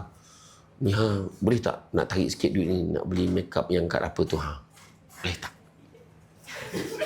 Makeup tu mahal. Yelah, pergilah. Betul. Dia tak, sebenarnya nafkah tu dia belanja kita makan minum sebenarnya. Makan minum pakaian. Tapi makeup, tudung yang mahal. Kadang-kadang nak pakai mahal sikit kan yang yang tarik sini apa. Perempuan yang tudung kan complicated. Habis ni, bawa sini, bawa ni apa. Lepas tu sepit sini, lambai sini. Macam kan? Lambai besar betul tudung dia tu. Buka-buka jadi kenopi tu. Sentuh lah punya besar. Susah betul, serik betul. Tengok azab tengok pakai tudung. Kadang orang lelaki duduk katil mengerti. Lempar sambut sini. Lekat sini, ambil paku tekan. Kau dia bawa sini. Pak sini pak sudahnya sangkut sini. Ada lambai dua-dua pun. Macam itulah, tak kisahlah tuan perempuan. Jadi maknanya kata jaga amanah. Ketiga, jaga hubungan satu dengan yang lain. Jangan saling jatuh-menjatuhkan. Kita satu organisasi, kita satu tim. Kalau nak jalan laju, jalan seseorang. Kalau nak berjalan jauh, berjalanlah bersama-sama. Deep betul. Balik nanti pegang tangan husband pun buat macam tu. Abang, kalau abang nak jalan laju, berjalan seseorang. Tapi kalau abang nak jalan jauh, kita jalan sesama. Macam tu. Macam tu lah. Kita satu tim. Kalau nak pergi lama, nak pergi jauh lah, talent corp ni, kita kena jalan bersama-sama. Kan? It's a good day to have a good day. Laugh more, worry less. Nampak tak? Kan? Do more of what makes you happy. Try and fail. Don't fail to try. Be the best version of you. Work hard, be humble. Every day may not be good, but there is something good in every day. Live, laugh, love. Follow your dreams. Don't forget to be awesome. Nampak tak? Dalam ni beritahu sebab kita nak kerja satu team. Nampak tak? Itu sebab kerja sesama. Buang benda-benda tak baik dalam hati. Ingat benda tak baik buang dalam hati. Ingat saya dah pesan tau. Ingat tau saya dah pesan. Buang benda tak baik dalam hati. Yang pertama, jangan tamak, kongsi tak apa. Ingat. Jangan tamak, kongsi tak apa. Faham ke tak faham? Jangan tamak, kongsi tak apa. Dia ada beza faham dengan setuju. Saya tanya faham ke tak faham? Setuju tak?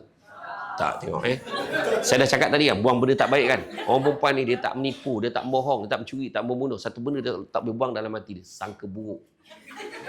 Jangan tamak, kongsi tak apa. Apa masalah kau?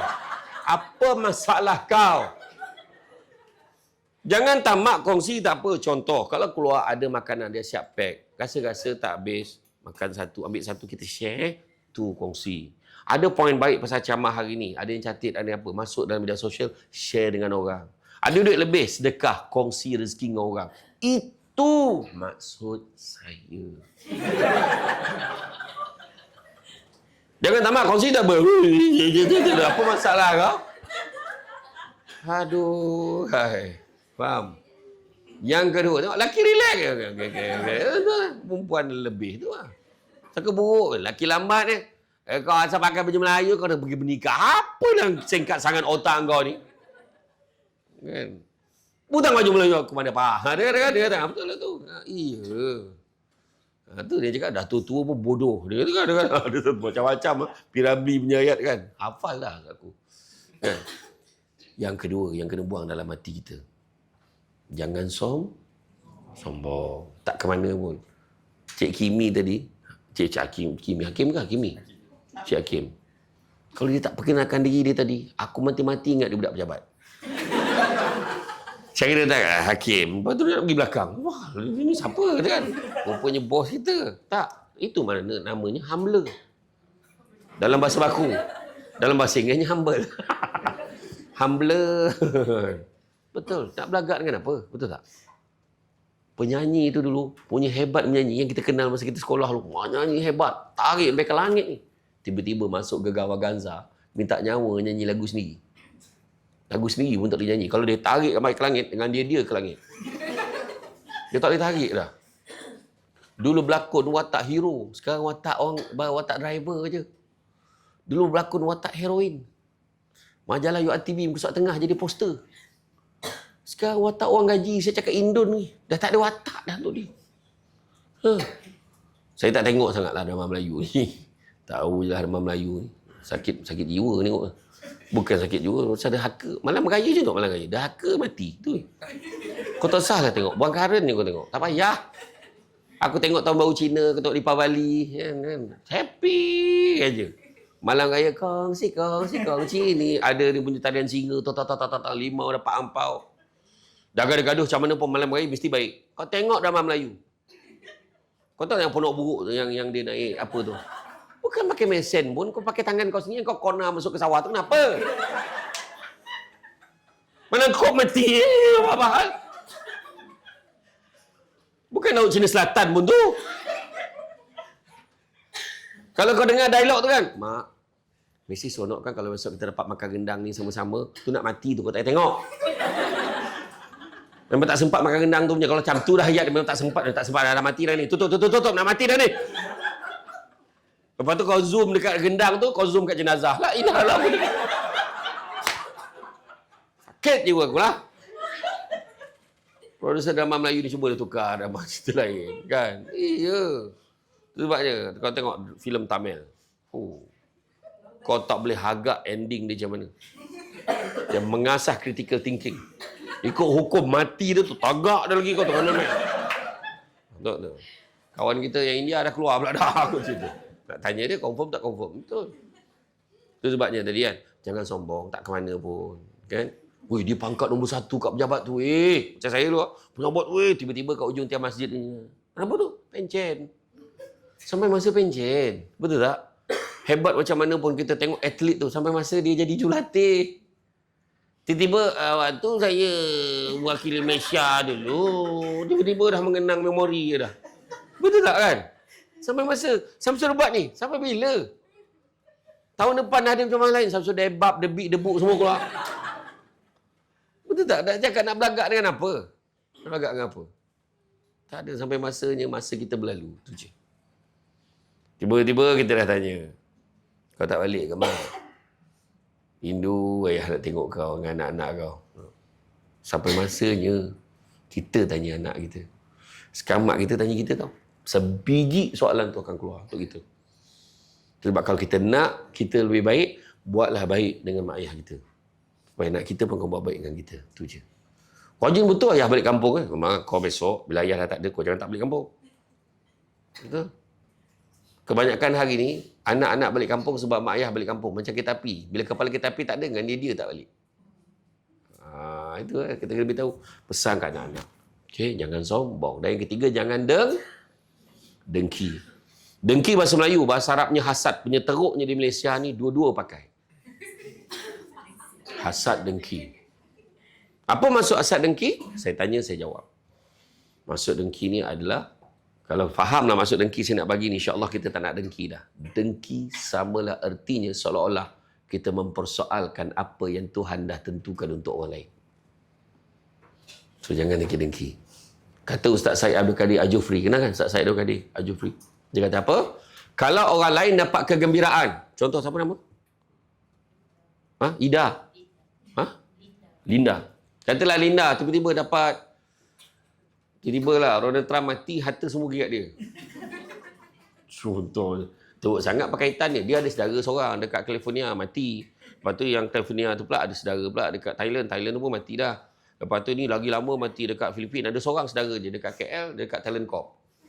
Linda nama dia. Contohlah kan.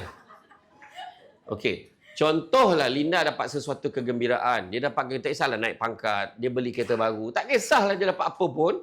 Bila hati kita dengar Linda dapat tu, hati tak rasa apa-apa, makna dengki dah ada. Hati tak rasa apa-apa, dengki dah ada.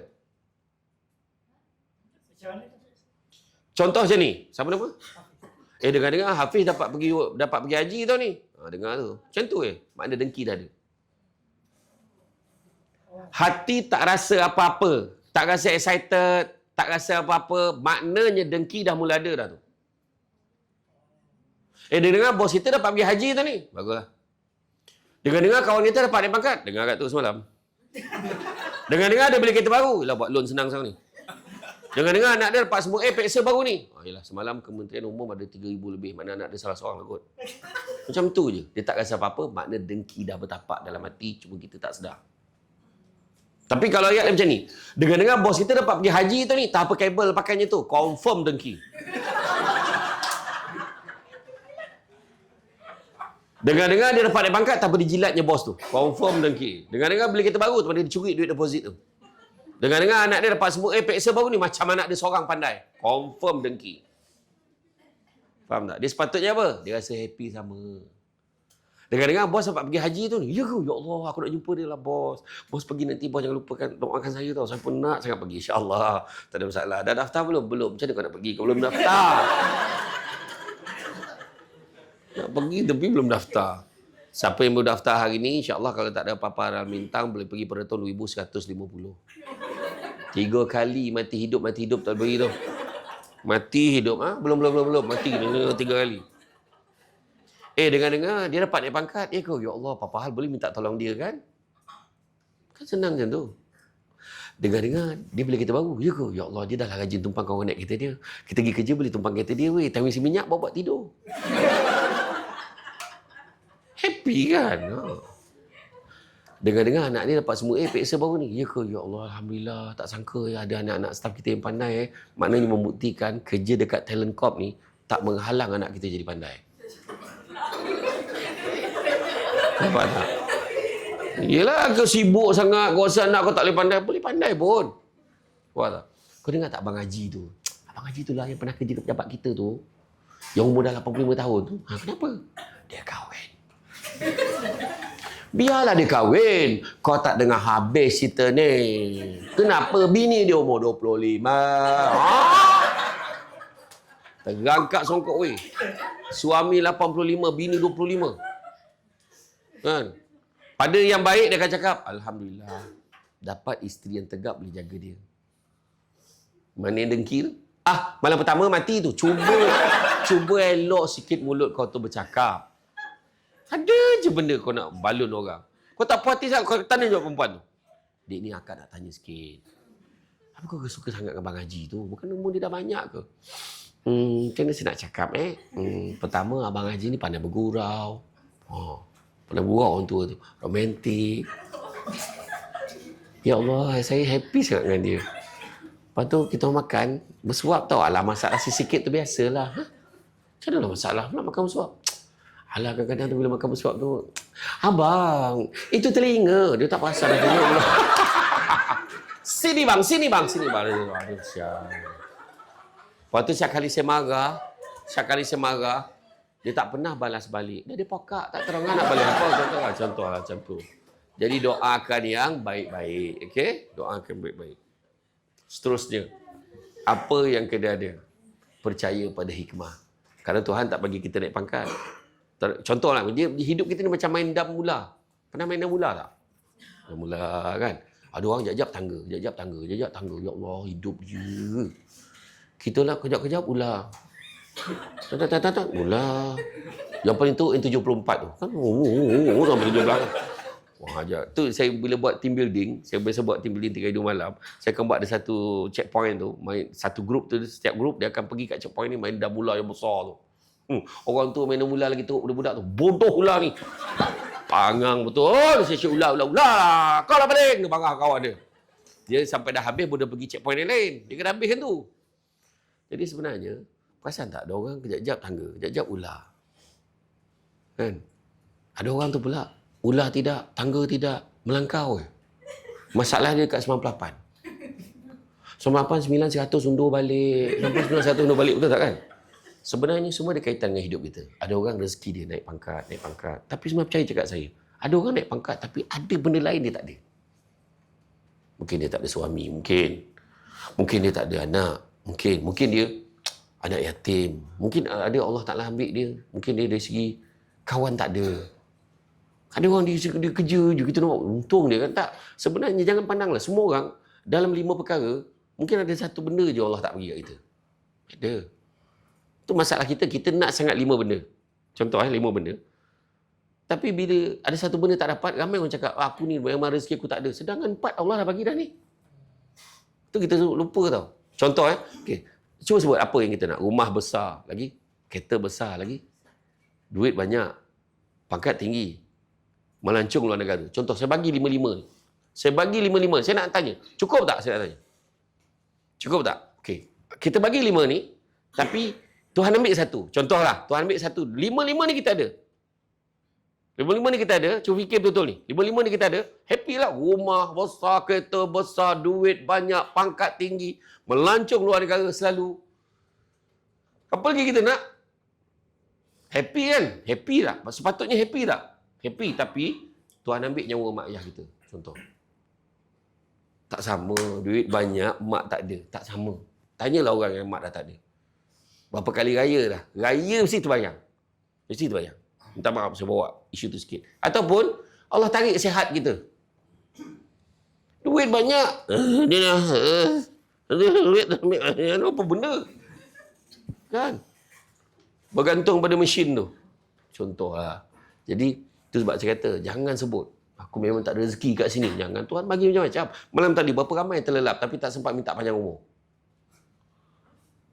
Malam tadi terlelap tengok TV, tengok Netflix, tengok apa, tak kisahlah. Tengok phone, terlelap, terantuk, tidur lah. Kan? Tak sempat minta panjang umur apa malam tadi. Berapa ramai yang tadi malam tadi? Ya Allah, kau panjangkanlah usia aku. Angkat tangan. Malam tadi siapa yang minta panjang umur angkat tangan? Tak ada. Okey. Tapi pagi tadi hidup lagi.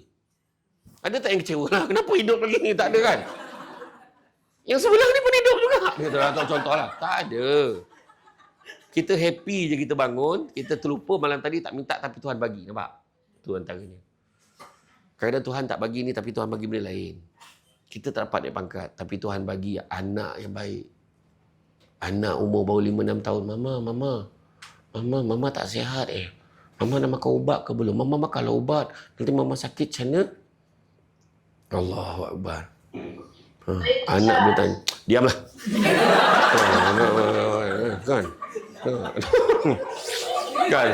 Aku tengah menghayati poin aku ni. Aduh. Tak. Kita cakap. Kan anak cakap macam tu kan. Mama tak siap makan ubat ke belum? Tak padan dengan kampung. Mama nyampah aku. Kan? Tapi orang cakap apa? Sejuk apa? Sejuk perut. Sejuk hati sebenarnya. Sejuk perut ni kembung tu. Kau fikir kau je boleh perut. Orang lelaki pun ada perut dengar lah. Mama kan dah buat ke belum? Alah, anak mama kan macam tu ke? Anak mama mana ada? Kau jangan nak bohong lah. Perut, sejuk perut. Apa benda? Sejuk hati. Faham tak? Seronok kan? Nampak anak macam tu. Anak balik. Mama, Rizal Pexel. Nampak hikmah dia. Nampak tak? Ataupun dapat suami yang romantik. Suami balik rumah. Yang abang balik ni Yang abang, orang masak lah. Yang tahu kan hidup abang macam mana kalau tak nampak isteri abang saya. Abang. Kau tak nak geli-geli sangat lah. Kau happy tak kau cakap? Mana yang belum kahwin? Saya nak tanya. Suami yang nak cari tu sifat-sifat dia macam mana? Saya cakap. Sifat dia macam mana? Tanggungjawab lagi? Penyayang lagi?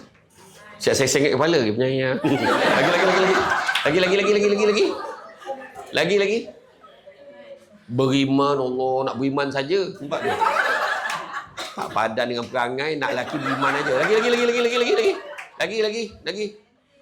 Apa dia? Kaya. Romantik. Jap. Sekali lagi aku kena pesan, kaya ni bukan sifat, kau faham?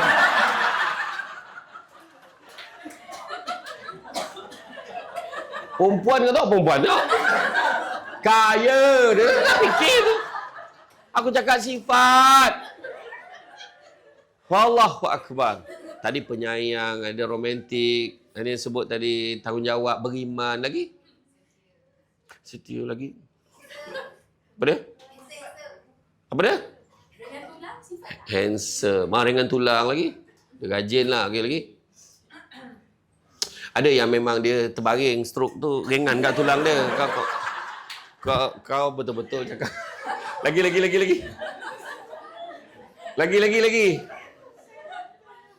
Lemah lembut. Lagi. Kau tengok orang perempuan boleh minta ke tengok. Lagi okey, ada tak sifat lain yang tertinggal? Caring lagi. Sabar, penyabar lagi. Tak. Tapi ramai perempuan bila dah kahwin dia lupa benda tu dia nak. Sebab lelaki biasanya full package dah ada. Lelaki dia kahwin tu dah ada dah package tu. Dia funny. I nak lelaki yang funny. Tahu tak bila kahwin dia kat apa? Awak tak boleh serius ke? Kita nampak tu. Lelaki buat lawak, tolonglah serius sikit. Suami tu romantik. Abang rindu betul dengan isteri abang. Awak ni nak mati ke apa? Cakap nak apa? Tolong appreciate orang perempuan yang dah kahwin. Tolong appreciate. Besok kau dah kahwin, kau ingat kau nak benda ni. Kau sampai sengit kepala. Penyayang. Nyampah aku. Bila suami tu penyayang kan? Tolonglah. Jangan sampai, ni pesan saya jangan sampai romantik, funny, caring, penyayang. Tanggungjawab tadi dihargai oleh orang ketiga. Dihargai orang ketiga. Masa tu ada kat pejabat. I kan dah lama nak cari husband yang funny, sweet, caring macam you. I nak sangat. Tapi I faham you dah kahwin. I sebolehnya tak nak mengganggu kebahagiaan rumah tangga orang lain. Tapi you ada semua yang I nak. Tu terang I cakap. Suami dia pula tiba-tiba berubah jadi Jalaluddin Hasan. Well, you tidak ada katakan mengganggu rumah tangga I. Sedih masa tu pun kau tahu. Tolong appreciate. Percaya pada hikmah. Saya tak boleh tahan lah Ustaz. Bila tidur bising. Kena faham. Suami ni daripada dulu lagi dia tak pernah dengar dia berdengkur. Kalau dia tidur siang kat sofa, boleh jadi. Kat seorang. Wah, dia boleh jadi dia seorang. Tapi tidur baring dia tak pernah. Orang perempuan kena faham. Orang lelaki kadang bila dia tidur, dia tiba-tiba berada kat dunia safari tau. Dia menjelma jadi rimau dengan singa. Dia nampak usaha tu. Dapat seekor. Lepas tu dia panggil singa lain. Dia panggil lain. Kau kena faham keadaan tu. Jadi kalau kau nampak teruk pengembaraan ni malam ni macam tu. Faham? Saya dah kaji dah. Orang berdengkur, tidur berdengkur ni dia ada berapa bunyi tau. Pertama dia bunyi mengunyah. Nyam, nyam, nyam, nyam, nyam. Ada bunyi mengasah gigi. Krik, krik. Pasal tak? Tajam gigi ni kau. Ada bunyi sombong kapal pun ada.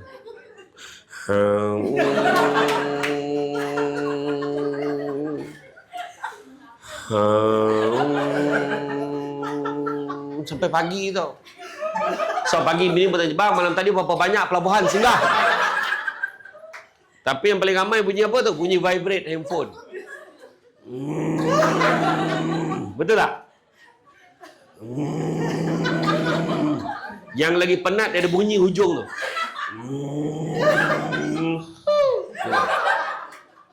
Yang lagi penat dia cakap bahasa Rusia hujung.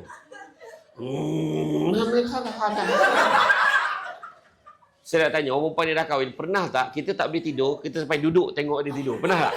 Pernah tak?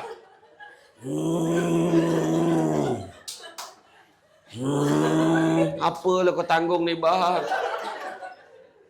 Dia sampai dekat chorus tu, dia macam climax tu tercekik sikit. Dia diam tu sampai pagi tu. Kalau letak kat hidung ni, hidup lagi, hidup lagi. Ada seorang makcik tu dia kata, tak adalah masa lain yang paling makcik ingat kat pakcik kau time tidur lah. Boleh makcik sedar yang pakcik kau dah tak ada. Nampak? Jadi mulai hari ni tolong appreciate. Kalau suami tidur berdengkur, bagi galakkan. Teruskan bang. Faham tak? Orang lelaki, kalau bini bising lagi, abang ni tidur berdengkur, tolong pusing lah. Bagi kata-kata hikmah. Ada hikmahnya. Sekurang-kurangnya, walaupun abang berdengkur, abang tidur di sebelah kamu. Bukan di sebelah orang lain. Itu jawapannya malam ni. Faham? Kemudian apa? Bertanggungjawab bila kerja. Jangan gemar menyalahkan orang. Tanggungjawab Ini suka salahkan orang. Macam cerita bangau bangau. Kenapa bangau kurus? Ikan tak timbul. Kenapa ikan tak timbul? Rumput panjang sangat. Rumput panjang kenapa? Kebau tak makan. Kebau tak makan kenapa? Perut sakit. Perut sakit kenapa? Nasi mentah. Nasi mentah kenapa? Kayu api basah. Kenapa kayu api basah? Perempuan. Hujan. Ni nak tanya lelaki. Hujan tu kenapa? Katak panggil. Katak panggil kenapa? Nampak Tuan Hakim? Kena bangga tau. Sebab dia orang hafal lagi lagu tu. Aku saja cuba beria dia. Berkerut muka dia. Lepas ni apa, lepas ni apa, lepas ni apa. Tapi lagu tu, dia mengajar kita jangan menyalahkan orang. Berapa kali banjir kilat berlaku kat KL ni? Berapa ekor katak panggil? Kau boleh jawab walaupun tak logik kan. Tapi menyalahkan orang lah. Salah kau, salah. Tapi dalam banyak-banyak binatang, ada satu binatang yang paling gentleman namanya ular. Dia tanya pada ular, kenapa kau nak makan katak? Ular jawab, ulang 3 kali sambil merenung tepat pada mata yang bertanya. Memang makanan aku. Memang makanan aku. Memang makanan aku. Dan jawapan dia, audio hujung dia tu, dari Padang Kolej Jabatan Hakim Negara. So what? Dia kata. Tak tanya lah. Macam tu kat kita, kenapa tak siap kerja ni? Minta maaf, tuan. Saya silap, patut saya kena siapkan semalam. Saya dah terlupa, saya minta maaf. Sekarang tuan nak saya buat apa? Macam tu. Settle. Nampak tak? Okay. Seterusnya, apa yang kena ada? Respon positif. Nampak sekela. Mulai pelan-pelan, semua staf talent corp tidak dibenarkan begini. Semua staf hendaklah macam ni, semua staf hendaklah macam ni, tidak dibenarkan minum, bla bla bla bla bla, hendaklah macam ni. Pap. Adalah yang marah. Sudahlah, menyusahkan orang mati lagi baik lah. Apa benda lah. Semua tak faham kita, jalan lah. Ada yang marah. Yang seorang tu lah, kau muda buatlah, akak nak pencen. Seorang tu pula. Kan sebenar-benarnya, kita kena buat dulu. Sebenarnya adalah, pihak pengurusan dah bincang dah sebelum keluarkan sekela tu. Ada benda yang dia nak achieve. Buat je dulu. Dan yang last sekali, ikhlas. Apa maksud ikhlas? Buat sesuatu tidak mengharapkan balasan wa imma. Perkataan terima kasih pun tidak diharapkan. Tapi kat Malaysia ni pelik sikit. Aku tolong dia ikhlas. Kita terima kasih pun tidak. Itu tak ikhlas tu. Nak tahu ikhlas, tengok mak-mak kita dulu kan tolong kenduri. Makasihlah kau tolong aku. Bukan ada lah kau sikit aja ni. Makasih. Kena marah lah terima kasih. Itu ikhlas. Faham? Dan paling mendalam sekali maksud ikhlas, buat sesuatu tidak mengharapkan pengiktirafan manusia. Yang kita harapkan daripada Tuhan aja. Tuhan bagi kita sihat, Tuhan bagi kita bahagia. So dalam, percaya cakap saya, bekerja dekat talent corp ni, you all takkan kaya. Saja nak tengok respon. Kerja kat talent corp ni, you all takkan kaya. Tahu, tak cakap, bukan. Kan? Sebenarnya, kaya tu sendiri subjektif. Kaya tu sendiri subjektif. Pada setengah orang, kaya tu, contohlah tiba-tiba lah Cik Hakim kata, saya happy sangat Samsul Bat datang ini. Dengan ni saya umumkan, semua yang hadir pada hari ini, kita umumkan setiap seorang kita akan bank in kan insentif kewangan sebanyak RM300,000 setiap seorang. Kita akan bayar selewatnya jam 5 petang ini. Contoh. Saya nak tanya, Linda, saya nak tanya, dah kaya belum RM300,000? Belum. Yang sebelah tu, dah kaya belum? Belum. Tak, dah kaya belum? Belum. Dah kaya belum? Belum. Tak kaya, belum. RM300,000 dalam akaun. Belum. Kaya sekejap lah. Dah kaya sekejap pula dah. Kaya. InsyaAllah. Ada orang cakap kaya, ada orang kata tak. Sebab kaya tu sendiri subjektif. Ada orang tu yang saya jumpa, dia boleh garu kepala. Sakit kepala aku, kenapa kau? Dalam bank tinggal 10 juta. Kau tak rasa nak bunuh orang ni? Cuba cakap. Dia dah terbiasa dalam akaun bank dia ada 100 juta. Tiba-tiba tinggal 10 juta. Dia rasa susah sangat. Saya pergi camah masa PKPB dulu. Camah kat Shah Alam, kat PKNS. Dia kata, Ustaz nak beli rumah di tengah. Murah ni Ustaz. Berapa? 1.2, 1.3. Kau hilang akal ke jual rumah dengan aku macam tuan tu? Bayangkan. Sebab pada dia orang tu, dia bukan belagak. Tak, memang pada dia, tu maksud senang. Saya pernah camah dekat satu rumah Datuk Seri ni. Dia kata, ui besar rumah Datuk Seri ni. Ini mesti mahal kan? Tak adalah. Masa saya beli dulu murah lagi. Masa tu baru 4 juta. Aku salah tanya ke dia salah jawab? Dia kata. Ada satu datuk tu dekat Kajang. Selepas camah dia bagi saya rasa satu kopok. Ustaz, cuba rasa kopok ni sedap tak? Sedap lah kopok ni. Itulah isteri saya pun cakap sedap. Tu yang kita beli kilang dia tu. Apalah kau beli kilang dia? Kalau dah sedap kau beli banyak, bagi semua orang rasa sudahlah. Kilang kau beli. Kasar tu kau gurau tu. Tak, tapi maksud dia orang tu, dia bukan belagak tu. Itulah susah senang pada dia. Kita ni, tiba-tiba dia orang bank in kan. Ni aku hadiah dengan kau RM10,000. Ya Allah, tak tu nak cakap apa. Gimana? Nak beli apa? RM10,000 je kot. Kan? Itu sebabnya bila kerajaan umumkan untuk ni lah, untuk pejabat awam kan. Bagi menghargai pejabat awam, akan diberikan insentif kewangan ni kan tak ada. RM700. Pernah tahun lepas RM700. Tahun sebelum tu RM500. Tahun lepas RM700. So ada, apa respon pejabat awam? Yang seorang, baik tak yah. Yang seorang tu okey lah, pada dulu RM500, ni dapatlah RM700. Yang seorang tu, berlari kat mesin ATM tu. Belum lagi bang, baru umum. Sebab dengan RM700 tu, dia dah fikir dah nak tukar kasut sekolah anak dia yang dah koyak tu. Dia nak bawa family dia makan, dah lama tak makan kat luar. Pada dia orang besar. Sebab saya kata, jangan kamu, Nabi kata apa?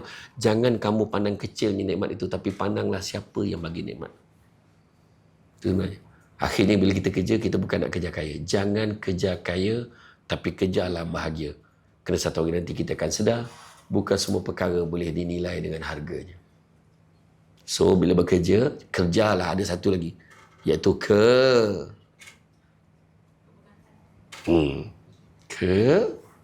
Keberkatan. Bila berkat, bahagia. Saya cerita tadi. Bila berkat, kita buat benda baik, insya-Allah kita ikut apa Tuhan suruh, tinggal apa Tuhan larang, insya-Allah. Bahagia, berkat hidup kita. 7 tanda keberkatan rezeki. Pertama, sikit rasa cukup, banyak boleh kongsi. Pada orang yang tak berkat, sikitnya tak cukup, banyaknya tak puas, ibarat minum selautan air tapi dahaganya tak pernah hilang. Kedua, rumah tangga rasa bahagia. Suami balik nampak kita basuh pinggan, dia pegang tangan kita. Sayang, dah. Pergi masuk dalam. Tak apa. Suami sambung basuh. Dengan pakai baju logo Talent Corp. Contohlah. Happy tak saya tanya? Lelaki suami macam tu. Happy tak? Happy. Walaupun itulah sekalian 365 hari tu. Rasa happy sangat. Nampak tak? Atau suami balik. Sayang. Bancuh air kopi. Dah lama kita tak minum sama. Hari ni abang bawa balik kuih ni. Kuih lambang kasih sayang kita. Kuih lambang kasih sayang. Biar betul abang ni. Kuih apa abang bawa? Kuih kapal. Mana ada kuih kapal cakap dalam tu? Kuih cakui.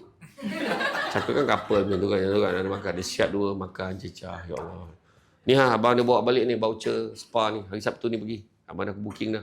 Abang. Anak abang jaga. Pergi je. Nanti cuci rambut. Massage, pedicure, manicure semua buat. Susahkan abang aja. Tak susah mana pun abang booking ni kau bayarlah sendiri. Kau ajar macam tak adalah abang dah bayar dah. Abang. Happy kan? Bahagia sangat. Ketiga, tanda keberkatan rezeki. Anak-anak berjaya dalam bidang masing-masing. Anak dapat result bagus. Anak dapat masuk kolej. Dapat masuk universiti. Anak dapat nombor 3 daripada 50 orang dalam kelas. Anak dapat anugerah subjek terbaik bahasa Inggeris. Ayahnya pun yes, no, right, thank you, I talking about. Anak dapat subjek terbaik. Kadang-kadang orang perempuan boleh menitis air mata hanya sebab tengok anak konvo. Abang, anak kita konvo. Allah. Suami kata, kau bawa bertenang. Ni konvo tadika ni kau tahu. Bukannya konvo kolej agak-agak lah kau ni. Aduh, mak malu aku. Tak apalah. Tapi dia happy kan. Nampak Kemudian yang keempat. Tanda keberkatan rezeki. Suasana tempat kerja. Suasana kejiranan, masyarakat, keliling, kawan-kawan. Kita senang dengan orang senang dengan kita. Itu tanda keberkatan rezeki juga. Kemudian kelima. Mudah nak buat benda-benda baik. Waktu tiba-tiba kelab sukan dan kebajikan mengumumkan kita nak kutip derma untuk bantu masa Palestin. Cepat bagi duit. Kita nak cari sukarelawan untuk bantu masa banjir dekat Segamat Johor. Cepat bagi nama. Siapa nak join ni? Kita nak buat ni. Kita nak buat bantuan ni. Nak pergi tolong kemah rumah orang gelandangan ni. Nak bantu bla bla bla. Cepat bagi nama. Cepat senang buat benda baik. Keenam. Rumah kita seringkali diziarahi tetamu. Itu juga tanda keberkatan rezeki. Tu tak termasuk yang tin Shopee. Tu tak kira. Tu kau yang order. Faham? Abang, berkat lagi bang. Tak, itu barang kau order. Tak. Dan yang ketujuh adalah apabila doa kita mudah dimakbulkan. Okay, kesimpulan. Saya faham. Cara pandang tu saya faham. Kesimpulan dah ni. Pertama, Nabi pesan. Anak-anak Adam, kalau diberikan 2 lembah emas, dia akan minta lembah yang ketiga. Tak pernah cukup. So, jangan kerja kaya. Jangan. 2 lembah emas tau. Nabi kata, kita akan minta lembah ketiga. Kedua, Nabi pesan apa? Cari rezeki yang halal. Yang halal itu cukup buat kamu. Awak nak ke mana tu? Pergi cari rezeki halal. Yang halal itu cukup buat kamu. Ketiga, manusia yang paling kaya. Nabi kata, ni semua Nabi sebut ni. Manusia yang paling kaya. Boleh kaya apa je? Siapa manusia paling kaya? Manusia yang paling kaya adalah manusia yang merasa cukup dengan apa yang dia ada. Allah uji muda dengan tua, sihat dengan sakit, lapang dengan sempit, hidup dengan mati, kaya dengan kecukupan, bukan dengan miskin. Allah uji kaya dengan kecukupan. Tu kita heran tengok orang kaya tu. Buat paper lagi, aku nak bentak kebangkan bisnes aku ni sampai ke Brunei ni. Nak bawa ke Filipin ni. Yang ada pun dah tak terbela ni. Kan? Allah uji dengan kecukupan. Nampak? Dan begitu juga pasal atas bawah, Nabi dia sebut. Pertama, banyakkanlah melihat yang di bawah daripada melihat yang di atas, Nabi pesan. Kerana dengan melihat di bawah, kamu akan lebih bersyukur dengan apa yang kamu ada. Tengok orang susah bersamamu kan. Ya Allah. Baik aku tak campur. Barak. Ya Allah, dia mak ayah dia meninggal dulu dah. Aku ada mak lagi. Jaga mak betul. Ya Allah, dia anak tak ada. Aku ni ada anak tapi aku biarkan je. Nampak? Aku ada anak seorang. At least aku ada, orang tu tak ada anak. Tak apalah. Yang belum ada anak, jangan risau. Akan ada rezeki. Percaya cakap saya. Sampai dapat doa ni musafir. Satu lagi apa? Pasal atas bawah. Nabi sebut tangan yang di atas lebih baik daripada tangan di bawah. Apa maksudnya? Memberi lebih baik pada menerima. Termasuklah bekerja yang komplain tadi. Kerjalah elok-elok. Sebab apa? Memberi itu lagi baik. Mak kita bagi macam-macam. Tapi bila tua dia tak ada terbayang pun nak bagi tu, nak bagi ni, nampak tak? Bagi, tak semestinya naik pangkat. Kerja elok tak semestinya duit banyak. Tapi kerja elok Tuhan bagi sihat, Tuhan bagi bahagia, Tuhan bagi suami yang naik pangkat, Tuhan bagi anak-anak berjaya tak lupakan mak ayah dia. Itu sebab memberi lebih baik daripada menerima. Ingat, hidup kita ni adalah antara B and D. Hidup kita antara B and D, birth and death. Antara birth and death, antara B and D tu ada satu huruf antara B dan D. Huruf apa? Huruf C. Kita ada choice. Hidup yang macam mana kita nak jalani. Awak nak ke mana tu? Pilih. Nak ikut jalan baik-baik? Baiklah kita dapat. InsyaAllah. Jadi, cukup sekadar tu. Bak kata orang, sepandai-pandai tupai melompat, akhirnya jatuh ke tanah jua. Walaupun perkongsian sudah tamat, mudah-mudahan meresap ke dalam jiwa. Cantik dipandang rumah penghulu, kayu itu okey dari papan. Alang-alang menuntut ilmu, sebutir pasir, kembangkanlah menjadi intan. Tenang-tenang air di laut, sampan kolek budik ke Tanjung, hati terkenang mulut menyebut, jasa baik, pihak penganjur hanya menjemput, rasa nak junjung.